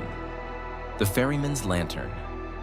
Beyond the edge of the marshlands, where the fog clings to the ground like a shroud and the light of day is perpetually dimmed, lay the village of Blackmoor. The villagers spoke of the river that bordered their land with fear and reverence, warning travelers never to approach its waters after nightfall. For centuries, the river had been a place of dread, its dark surface reflecting countless tales of despair and tragedy. Elders often recounted the story of the drowned caravan, a group of merchants who had dared to cross the river during a storm, only to vanish without a trace. Their abandoned goods washed ashore days later, but their bodies were never found. Another legend spoke of a woman named Yelena, who sought to escape an arranged marriage by offering herself to the ferryman, only to reappear days later as one of the ghostly figures seen drifting in the mist. The river's infamy stretched far beyond the borders of Blackmoor, with travelers and traders avoiding its banks unless absolutely necessary. Some claimed the water itself was cursed, whispering secrets to those who lingered too long. Others believed that the river predated the village, a primordial force tied to a forgotten pact made by ancestors desperate for survival. Whatever the truth, the river's dark reputation ensured it was respected and feared by all who lived nearby. For the river was haunted, and its guardian, a hooded ferryman cloaked in black, was no mere man but a harbinger of death itself. The tales of the ferryman varied. Some claimed he was an ancient spirit, cursed to guide the souls of the damned to their eternal punishment. Others believed he was an agent of some greater, darker force, tasked with luring the living into his domain. What all the stories agreed upon was this: if you saw his lantern glowing through the mist, it was already too late. Despite the warnings, the villagers themselves were not without sin. Over the years, many had sought out the ferryman, driven by desperation or greed. One such story was that of Jareth, a blacksmith whose wife had succumbed to a mysterious illness. Distraught and unwilling to accept her death, Jareth ventured to the riverbank under the cover of darkness, carrying a locket that he believed could buy her soul's return. When he boarded the ferryman's boat, he was told the price would not be gold or trinkets, but a life for a life. Days later, his body was found at the water's edge, his face frozen in a rictus of terror. Another tale spoke of a young woman named Alina, who sought forbidden knowledge to gain power over her rivals in the village. She begged the ferryman to take her across the river to the realm of truths. She returned weeks later, her hair white and her eyes hollow, muttering incoherent fragments of prophecy. Unable to live with what she had learned, she disappeared into the marsh one foggy night, never to be seen again. These stories were whispered in hushed tones, serving as grim reminders of the price one paid for daring to bargain with the ferryman. Each new account added to his legend, reinforcing the belief that his toll was never worth the cost. On occasion, desperate souls, criminals, outcasts, or those seeking forbidden knowledge, ventured to the riverbank, hoping to bargain with the ferryman. Few returned, and those who did spoke of horrors that haunted them until their dying days. Over time, the legend of the ferryman grew, his image etched into the nightmares of every child born in Blackmoor. One such child, now a man, was Edric Thorne, a scholar obsessed with uncovering the truths behind the supernatural. Unlike others who feared the ferryman, Edric was drawn to the mystery. To him, the tales were not a warning but a challenge. And so, armed with his journal, a lantern of his own, and an iron dagger for protection, he set out to face the ferryman and document the encounter for posterity. The marshlands stretched before Edric like a labyrinth, the dense fog obscuring all but the faintest outlines of the path ahead. Each step he took seemed to amplify the eerie silence, broken only by the occasional croak of a distant frog or the soft rustle of unseen creatures in the reeds. The air was heavy, damp, and carried the faint metallic tang of decay. After hours of trudging through the mire, Edric reached the riverbank. The water was unnaturally still, its surface reflecting the pale light of the moon in distorted ripples. He scanned the area, searching for any sign of the ferryman. At first, there was nothing but the oppressive mist and the cold wind biting at his skin. Then, he saw it. Through the fog, a faint golden glow appeared, flickering like a distant dying star. A soft creaking sound followed, as if ancient wood strained against unseen forces. The air grew colder, the kind of chill that seeped into bone, and the oppressive mist thickened, curling around Edric like a living thing. Each step forward felt heavier, as though the ground itself sought to anchor him in place. His breath quickened, forming clouds in the freezing air, and his heart pounded with an unsettling mix of fear and anticipation. The glow grew brighter, revealing the faint outline of a lantern swinging gently from the hand of a hooded figure. The ferryman had arrived. Edric's heart pounded in his chest, a mix of fear and exhilaration surging through him. The glow resolved into a lantern, swaying gently from the hand of a hooded figure standing at the bow of a long, narrow boat. The ferryman's cloak billowed around him, tattered and black as the void, and his face was obscured by the shadow of his hood. Summoning his courage, Edric stepped closer. "Ferryman," he called, his voice steady despite the chill creeping up his spine. "I seek passage. Will you take me?" The ferryman did not speak, but raised a skeletal hand, gesturing for Edric to board. The boat creaked as it rocked gently against the currentless water. Edric hesitated only a moment before stepping inside, the wooden planks cold and damp beneath his boots. As soon as he sat, the ferryman pushed off with a long, gnarled oar, and the boat glided forward into the mist. The journey was shrouded in an unnatural silence. No sound came from the water, no splash of oars, no whisper of wind. As the boat glided forward, Edric noticed the reflections in the water were wrong.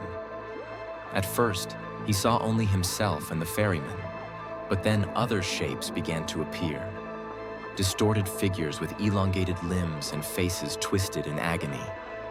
The reflections seemed to reach for him, their mouths moving soundlessly as though screaming beneath the surface. Edric's lantern flickered, and the air grew colder, carrying a faint metallic scent that reminded him of blood. Shadows danced along the edges of his vision, shifting and coalescing into forms that seemed almost human before dissolving into the mist.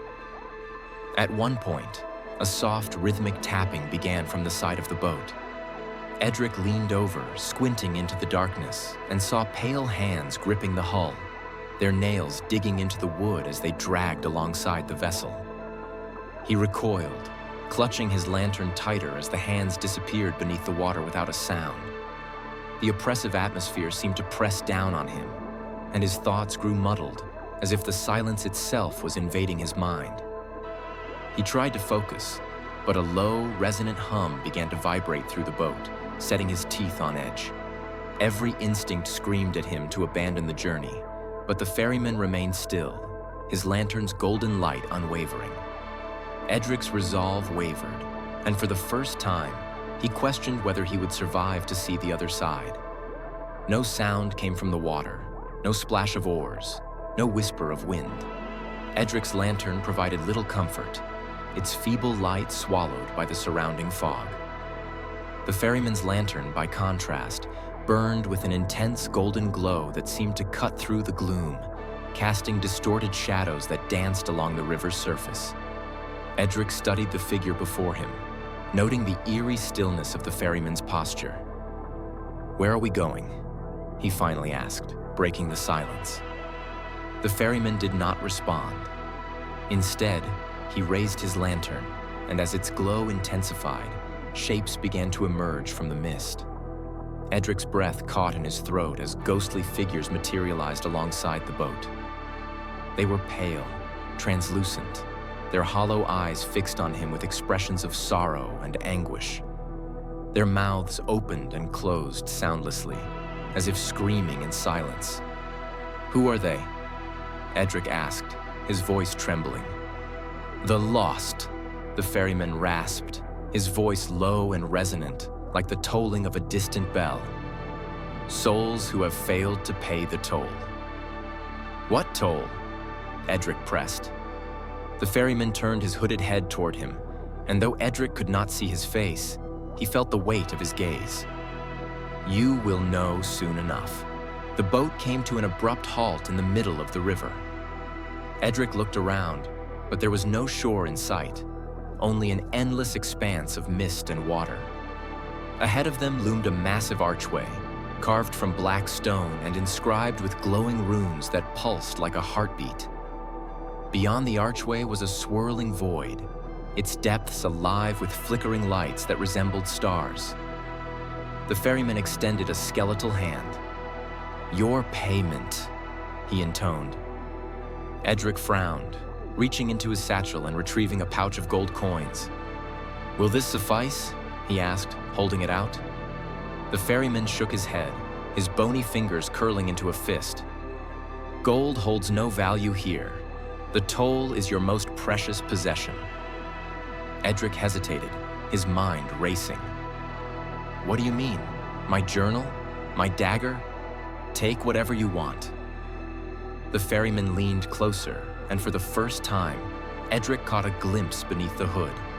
A void of swirling shadows and faint, flickering lights, like a window into the abyss. "Your most precious possession," the ferryman repeated. "Your soul." Panic seized Edric. "No," he said, shaking his head. "That wasn't the deal." The ferryman's grip on the lantern tightened. There was no deal, only the toll. The ghostly figures surrounding the boat surged forward, their translucent hands clawing at Edric. He screamed, struggling against their grasp, but their strength was overwhelming. His iron dagger fell from his hand, clattering uselessly to the floor of the boat. As Edric was dragged toward the archway, the swirling void beyond seemed to come alive, its depths writhing with malevolent energy. His screams echoed into the abyss, fading as his body disappeared into the darkness.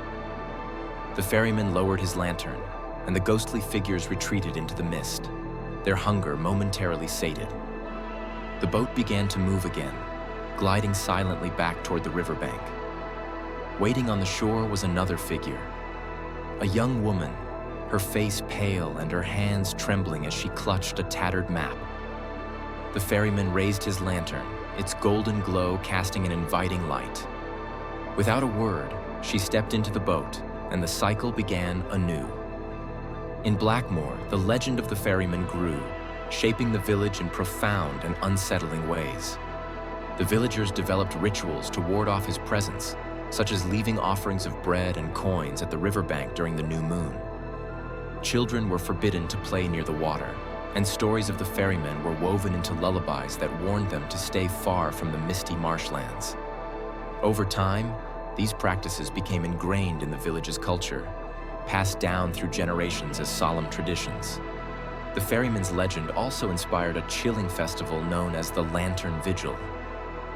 Each year, on the anniversary of the drowned caravan, the villagers lit lanterns and placed them along the riverbank, hoping their light would guide lost souls away from the village and back to the underworld. The vigil was both a mourning of those lost to the ferryman and a plea for him to remain appeased. The fear of the ferryman bred a culture of superstition and isolation. Outsiders were often viewed with suspicion, especially those who inquired too much about the river. Even the village's architecture reflected their dread. Homes were built with no windows facing the water, and tall fences lined the riverbanks.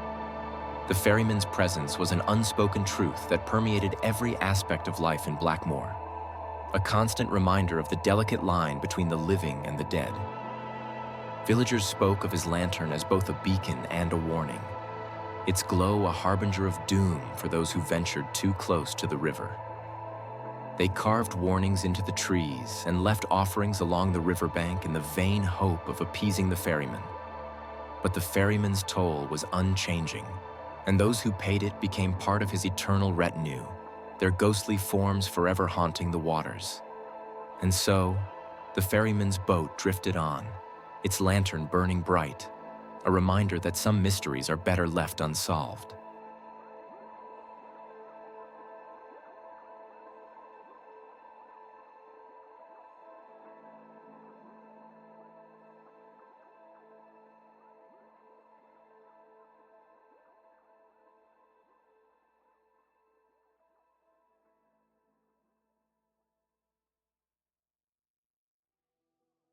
Story 8. The Lich of the Wailing Marsh. The Wailing Marsh was a place of despair, a sprawling expanse of twisted trees and bottomless bogs where light barely penetrated. The air reeked of decay, and the constant mist that clung to the ground muffled sound, creating an oppressive silence broken only by the mournful cries of unseen creatures. For centuries, the marsh had been a source of dread for the villagers of Craven Hollow, a small settlement that clung to its edges like a shadow. The origins of Craven Hollow were steeped in grim necessity rather than choice. Generations ago, their ancestors fled from distant wars and sought refuge in the desolate lands near the marsh, believing its eerie reputation would deter pursuers. Over time, they built their lives there, carving out a fragile existence despite the looming threat of the swamp. To survive, the villagers adapted to the marsh's dangers. They developed rituals to ward off its malevolent spirits, such as scattering salt at their doorways and hanging talismans made from woven reeds. Festivals like the Night of Quiet Fires were held annually, where villagers lit bonfires to keep the marsh's darkness at bay. The community's folklore became a mix of warnings and survival strategies, passed down through hushed tales whispered around the hearth. Yet, the marsh's influence seeped into their lives in ways they could not escape. Crops often withered without explanation, livestock vanished, and travelers spoke of the marsh's fog reaching into the village like a living entity. Despite these hardships, the people of Craven Hollow endured, their resilience fueled by a mix of superstition, stubbornness, and a grim acceptance that the marsh was both their enemy and an inseparable part of their lives. The villagers spoke of an ancient curse, one that had tainted the marsh long before their ancestors arrived. At the heart of the curse was the Lich of the Wailing Marsh, a figure of unspeakable horror. Once a mortal sorcerer, the Lich had sought eternal life through forbidden rituals, sacrificing countless souls to bind his essence to a phylactery hidden deep within the swamp. Though he achieved immortality, the cost was his humanity. His body rotted, his mind twisted, and he became a creature of pure malice. The marsh echoed with his presence.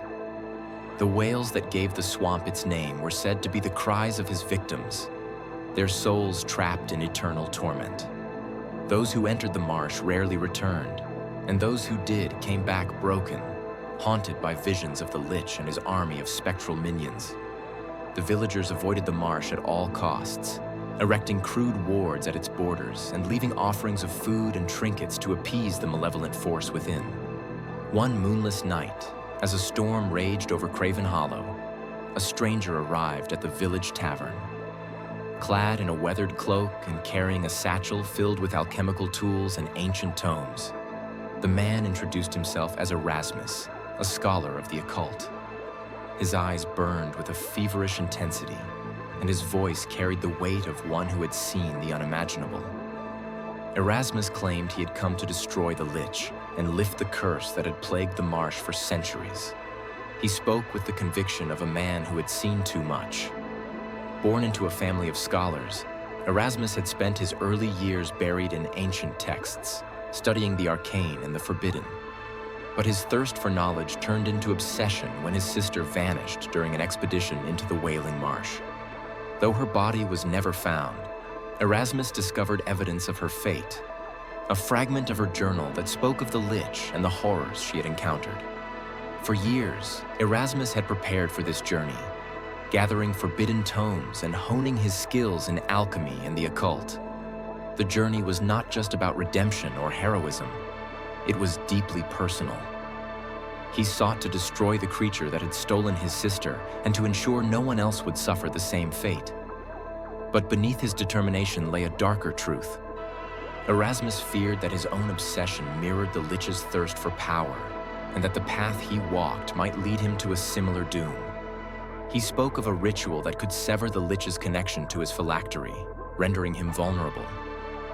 The villagers listened in uneasy silence, their fear outweighing their hope. They told Erasmus of the horrors that had befallen those who ventured into the marsh. Hunters whose bodies were found drained of life, children lured into the fog by ghostly whispers, and travelers who vanished without a trace. Only one villager offered to help, Mira, the village herbalist. Mira had lost her brother to the marsh years ago and had spent her life searching for a way to avenge him. She knew the terrain better than anyone and carried charms and potions to ward off the marsh's dangers. Together, she and Erasmus prepared for the journey, gathering supplies and studying the ancient texts that outlined the ritual. The marsh was alive with malice. As Erasmus and Mira ventured deeper, the air grew colder and the fog thickened, obscuring their path. The ground squelched beneath their boots, and twisted roots seemed to writhe like serpents. Strange lights flickered in the distance, their movements erratic and unnatural, like will-o'-the-wisps leading travelers to their doom. Erasmus carried a lantern infused with alchemical fire, its green glow casting eerie shadows. Mira clutched a staff adorned with protective talismans, her eyes scanning the darkness for signs of danger. The wails grew louder as they progressed, a cacophony of anguish that seemed to emanate from every direction. It was as if the marsh itself was alive, aware of their presence and intent on driving them back. As they approached the heart of the swamp, they stumbled upon the remnants of an old ritual site. Bones were arranged in intricate patterns, and the ground was scorched with runes that pulsed faintly with dark energy. At the center stood a grotesque effigy, fashioned from twisted branches and adorned with skulls. Erasmus examined it closely, muttering incantations under his breath. "This is his work," he said, "a warning and a promise of what's to come." The marsh seemed to hold its breath as Erasmus and Mira reached a clearing dominated by a massive gnarled tree. Its roots sprawled outward like the fingers of some ancient beast, clawing at the earth in grotesque shapes. The bark was blackened and cracked, leaking rivulets of a foul-smelling ichor that hissed as it touched the ground. The air around the tree was heavy, almost suffocating, as though the very atmosphere had been drained of life. A faint, unnatural glow emanated from the tree, casting flickering shadows that seemed to move of their own accord. Whispers filled the air, disjointed and chilling, like the cries of the damned carried on a cold wind. The ground beneath their feet was damp and soft, squelching with each step, and faint tendrils of mist curled around their legs as if trying to pull them closer to the ominous tree.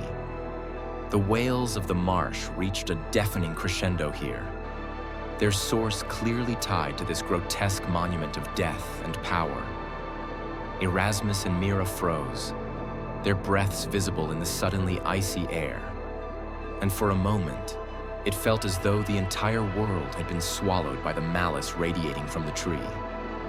This was the heart of the Lich's power, and every inch of the clearing seemed to writhe with the evidence of his dark reign. Its roots spread like veins across the ground, and its bark was blackened and cracked, oozing a foul-smelling ichor. The wails reached a deafening crescendo, and from the shadows emerged the Lich. He was a towering figure, draped in tattered robes that clung to his skeletal frame. His hollow eyes burned with a malevolent light, and his staff, adorned with skulls and writhing tendrils of shadow, radiated an aura of pure evil. The ground beneath him withered as he stepped forward, and the air grew so cold that frost formed on Erasmus and Mira's clothes. "Fools," the Lich rasped, his voice like the grinding of bones. "You dare to challenge me? You will join the wailing chorus." Erasmus raised his lantern, chanting a protective spell as Mira hurled vials of alchemical fire at the Lich. The flames exploded on impact, illuminating the clearing and forcing the Lich to retreat momentarily. But his power was immense, and with a wave of his staff, he summoned an army of spectral figures, their hollow eyes glowing with rage. The battle was chaotic and harrowing. The spectral minions moved with an otherworldly grace, their clawed hands slicing through the air as they lunged at Erasmus and Mira. Erasmus stood his ground, his voice echoing through the clearing as he recited incantations from memory, conjuring bursts of green fire to repel the advancing spirits. The flames roared to life, their light casting monstrous shadows on the twisted trees that surrounded them. Mira, wielding her talisman-adorned staff, swung with precision, striking down the spirits that dared to come close. Her charms glowed faintly, releasing bursts of protective energy that disintegrated the spectral forms on contact. Yet the minions were relentless, reforming from the shadows and attacking with renewed vigor. The Lich, towering above the chaos, raised his staff high, summoning a storm of black tendrils that writhed and lashed out like living whips. One tendril struck Erasmus, sending him sprawling to the ground. He gasped, his hands trembling as he struggled to maintain his concentration. "Mira, the phylactery!" he shouted, his voice strained. Mira nodded and sprinted toward the massive, gnarled tree, dodging tendrils of dark energy that erupted from the ground.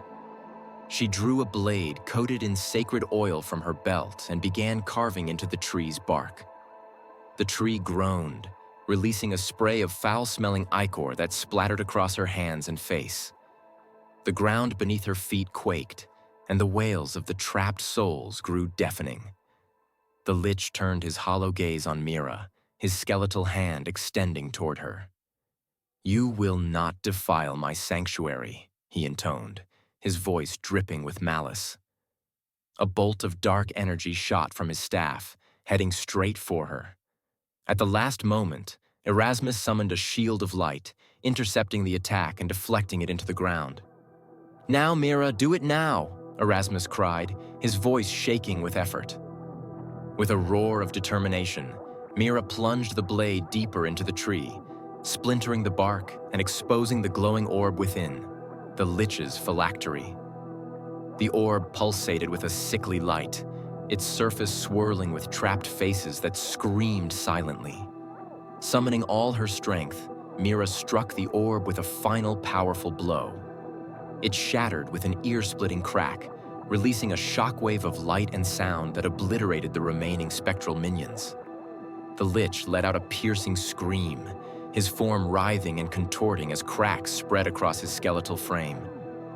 "No, this cannot be," he rasped, his voice fading as his body crumbled into ash.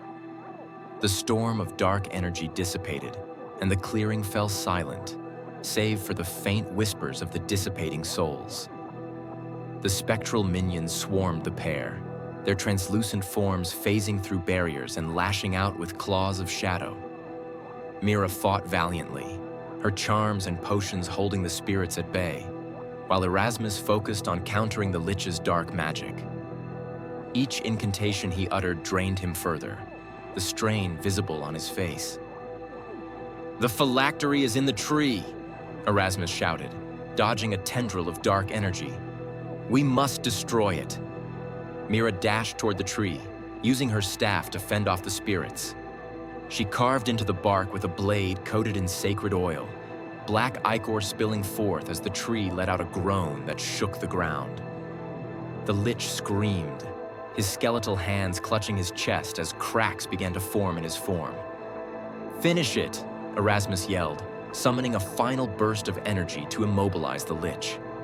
Mira plunged her blade deeper into the tree, revealing a glowing orb embedded within, the Lich's phylactery. With one final swing, she shattered the orb, and the Lich's body disintegrated into ash. As the Lich's power faded, the marsh began to transform. The mist lifted, the wails ceased, and the twisted trees seemed to relax, their branches no longer clawing at the sky. But the victory came at a price. Erasmus, weakened by the battle, collapsed to the ground, his body consumed by the strain of the magic he had wielded. Mira knelt beside him, tears streaming down her face. "You did it," she said, her voice trembling. "The curse is broken."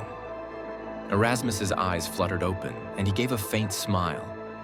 "Beware the darkness," he whispered. "It always lingers." With that, he took his final breath. Mira returned to Craven Hollow, forever changed by the horrors she had witnessed. The villagers celebrated the end of the curse, but Mira knew the scars of the marsh would never fully heal.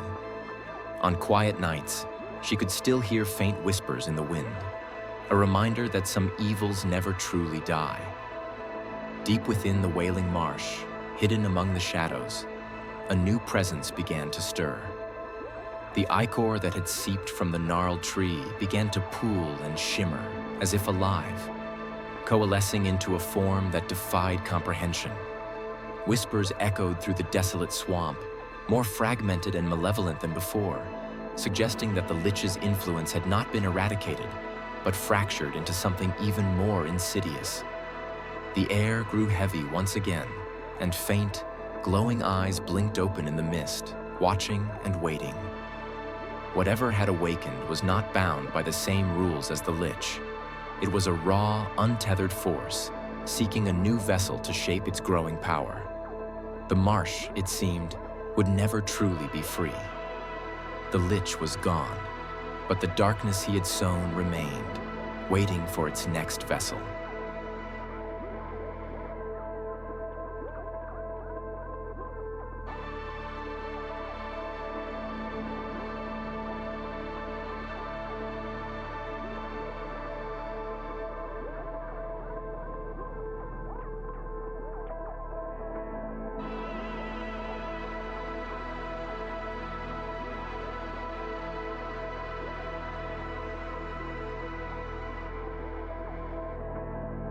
Story 9.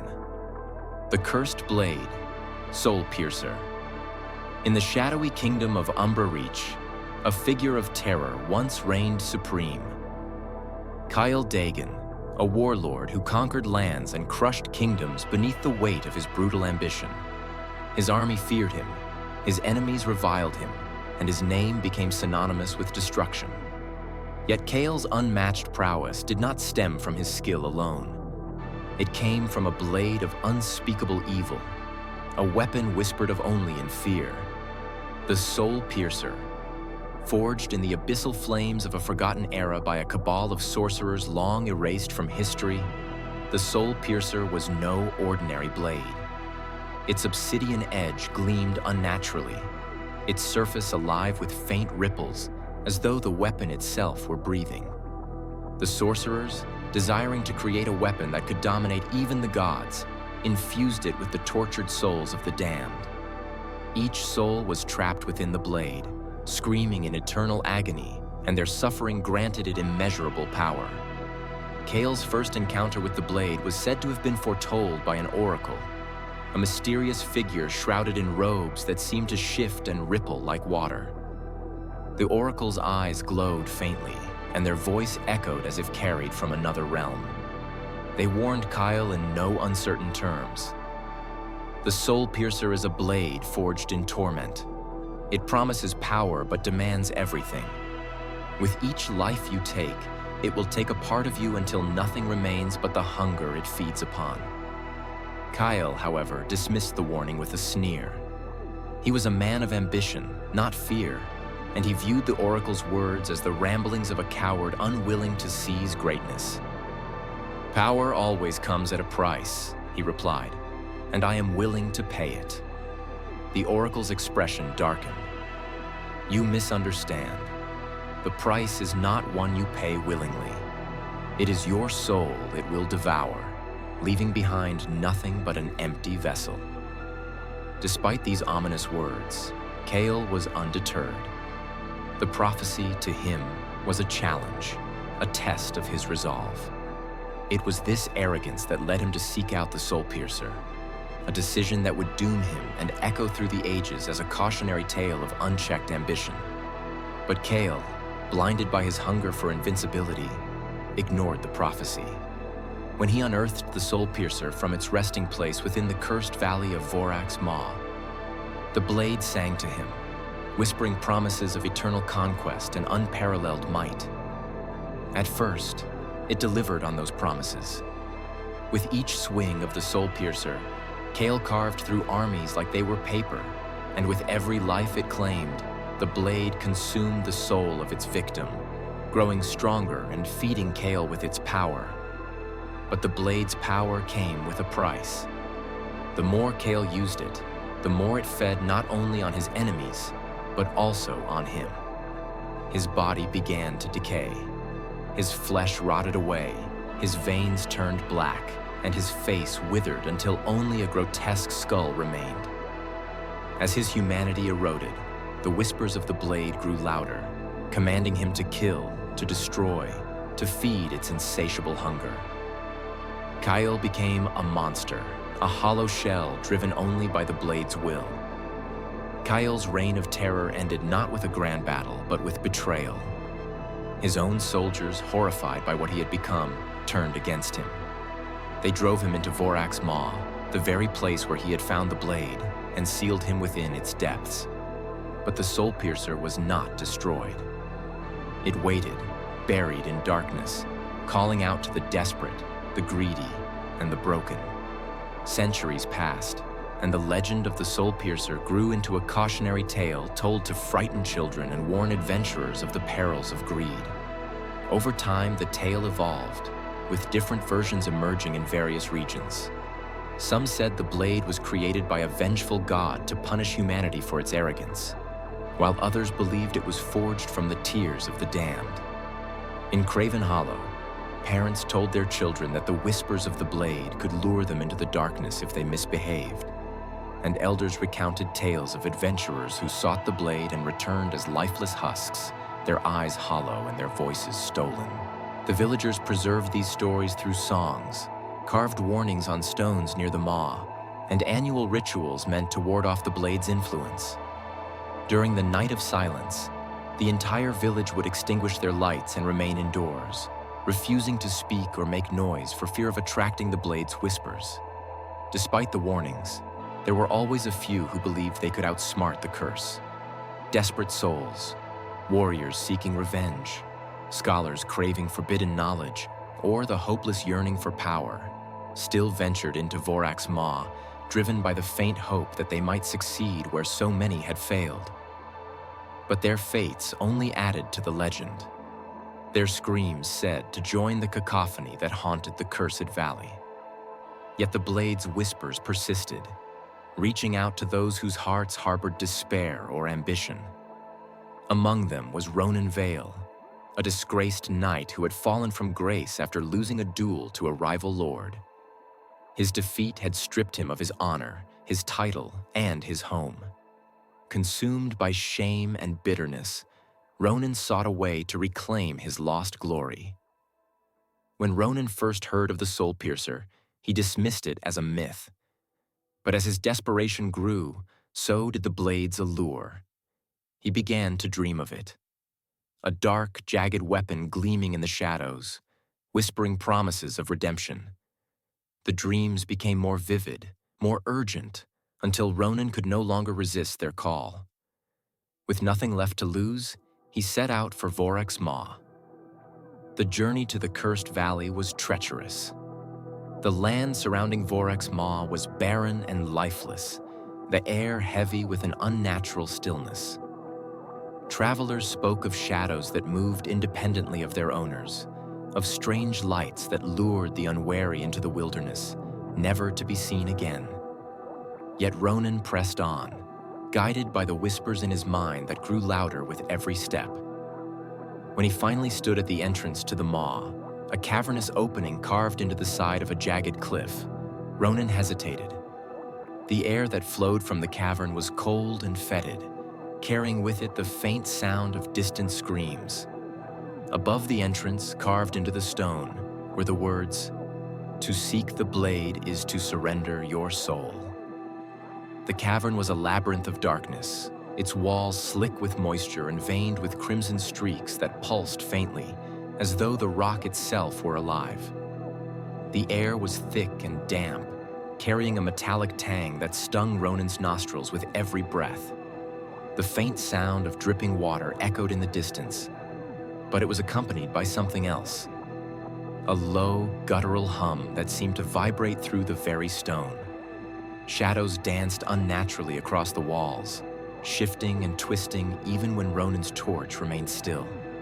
The ground beneath his feet was uneven, slick with a substance that clung to his boots and emitted a faint, acrid steam. Every step felt as though he was walking on something alive, the ground pulsating faintly underfoot.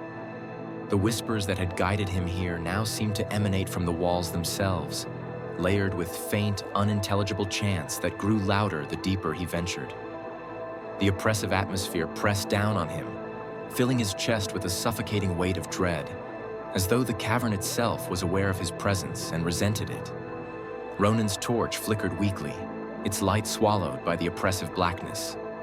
The whispers that had guided him here now echoed through the tunnels, their voices overlapping in a maddening cacophony. They spoke of power, of vengeance, of the glory that awaited him if he dared to claim the blade. At the heart of the cavern, Ronan found the soul piercer. It rested on a pedestal of black stone, surrounded by the skeletal remains of those who had come before him. The blade was as dark as the void, its surface shifting like liquid, and from its hilt extended a fragment of a skull, its hollow eyes glowing faintly red. The whispers ceased as Ronan approached, replaced by a single voice that spoke directly to him. "Take me," it said. "Together we will reclaim what is yours." Ronan reached out, his hand trembling. The moment his fingers closed around the hilt, a surge of power coursed through his body, and he felt invincible. But the euphoria was short-lived. Tendrils of black energy snaked up his arm, searing his flesh and embedding themselves into his veins. The blade's whispers returned, louder than ever, as Ronan fell to his knees, writhing in agony. When Ronan awoke, he was no longer the man he had been. His once strong body was now gaunt, his skin pale and cracked, and his eyes burned with an unnatural light. The soul piercer was fused to his hand, its whispers constant, urging him to kill, to feed its hunger. The first time Ronan used the blade, he understood its true power. A group of brigands ambushed him on the road, mocking the sight of the withered knight. But when Ronan swung the soul piercer, the blade moved with a will of its own, slicing through his enemies with ease. Their souls were pulled into the blade, their screams echoing in his mind. With each life it claimed, the blade grew stronger, and so did Ronan. But the cost was steep. Each time he wielded the blade, he felt a part of himself slipping away. His memories began to fade, his emotions dulled, and the whispers grew louder, commanding him to kill. The blade demanded blood, and Ronan found himself unable to resist its call. Desperate to break the curse, Ronan returned to Vorak's maw, hoping to destroy the blade. But as he entered the cavern, the whispers turned into screams, and the shadows came alive. The skeletal remains of past seekers rose from the ground, their hollow eyes burning with the same malevolent light as the blade. Among them was a warrior whose shattered armor still bore the insignia of a long-forgotten kingdom. His sword rusted but still clenched in bony fingers, a testament to his futile defiance. Nearby, a scholar's skeletal form was draped in the tattered remnants of a robe, clutching a book of forbidden spells scorched black by the power it had unleashed. Another figure's skeletal hand gripped the hilt of a broken dagger, the jagged edges of his remains hinting at the desperate fight he had waged before succumbing. Each of these wretched souls had come to the maw with their own dreams and ambitions. The warrior seeking to reclaim his honor, the scholar yearning for knowledge that could rewrite the laws of magic, and the assassin driven by greed to claim the ultimate weapon. Yet all had failed, their desires twisted into eternal servitude to the blade's insatiable hunger. Now, bound by the soul piercer's dark power, they rose as hollow echoes of their former selves, puppets to the very curse they had sought to master. They clawed at Ronan, dragging him toward the pedestal where the soul piercer had once rested. The blade betrayed him, its tendrils of energy lashing out and binding him to the pedestal. As Ronan struggled, he realized too late that he had been lured into a trap. The soul piercer had never been a tool to be wielded. It was a prison, a conduit for the darkness that dwelled within the maw. The blade sank into Ronan's chest, fusing with his body and consuming what remained of his soul. When the transformation was complete, Ronan was no longer a man. He became the new guardian of the soul piercer, his skeletal form standing motionless at the cavern's entrance, his hollow eyes glowing in the darkness. the whispers now came from him, calling out to the next fool who would dare to seek the blade. To this day, Vorax Maw remains a place of death and despair, but its corruption has begun to seep beyond its borders. The once distant whispers of the Soul Piercer now carry on the winds, reaching villages miles away and infecting the dreams of the desperate and ambitious. Crops near the valley have started to wither inexplicably, and livestock refuse to graze within sight of the maw. Strange figures cloaked in shadow have been spotted wandering the outskirts of the cursed valley, their eyes glowing faintly with the same malevolence as the blade. Villagers speak of a growing darkness that seems to radiate from the maw, and the more superstitious claim that it is preparing to unleash its curse upon the wider world. Yet, despite these ominous signs, there are still those who hear the whispers and feel compelled to answer. Vorax Maw no longer waits passively for seekers. It reaches out, ensuring that the blade's hunger remains sated and its legacy of death grows ever stronger. Travelers speak of the cursed knight who stands watch at the cavern's entrance, his skeletal hand clutching a blade that glows with an eerie, malevolent light. Those who meet his gaze hear the whispers of the Soul Piercer, promising power and glory. But none who answer the call ever return. The legend of the cursed blade lives on, a warning to those who seek power at any cost. And deep within the cavern, the Soul Piercer waits, its hunger eternal, its whispers unending. For the blade does not simply destroy, it corrupts, ensuring that its legacy of death will never fade.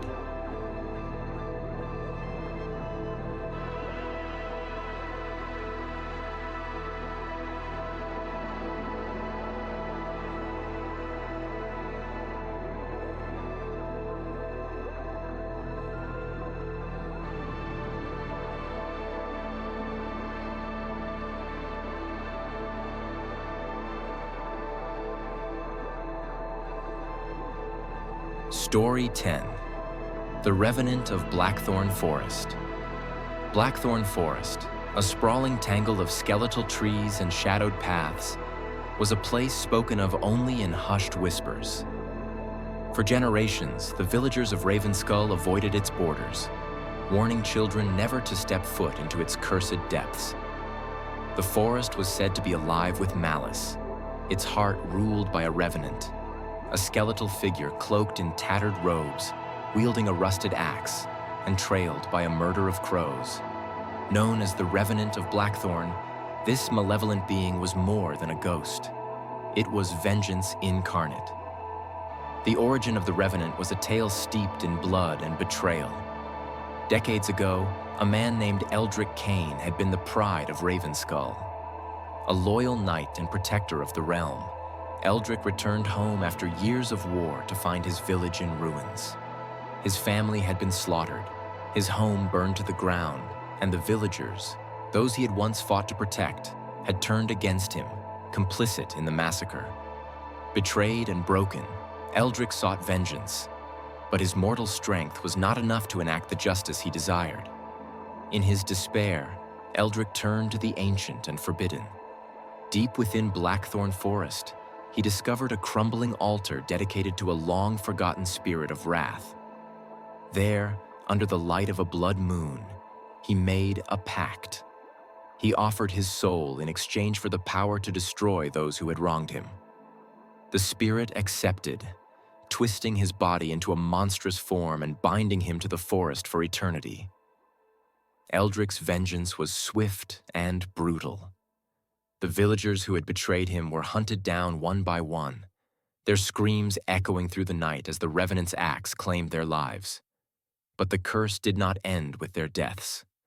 The forest itself was tainted by Eldrick's rage, its trees growing gnarled and black, its soil poisoned by blood.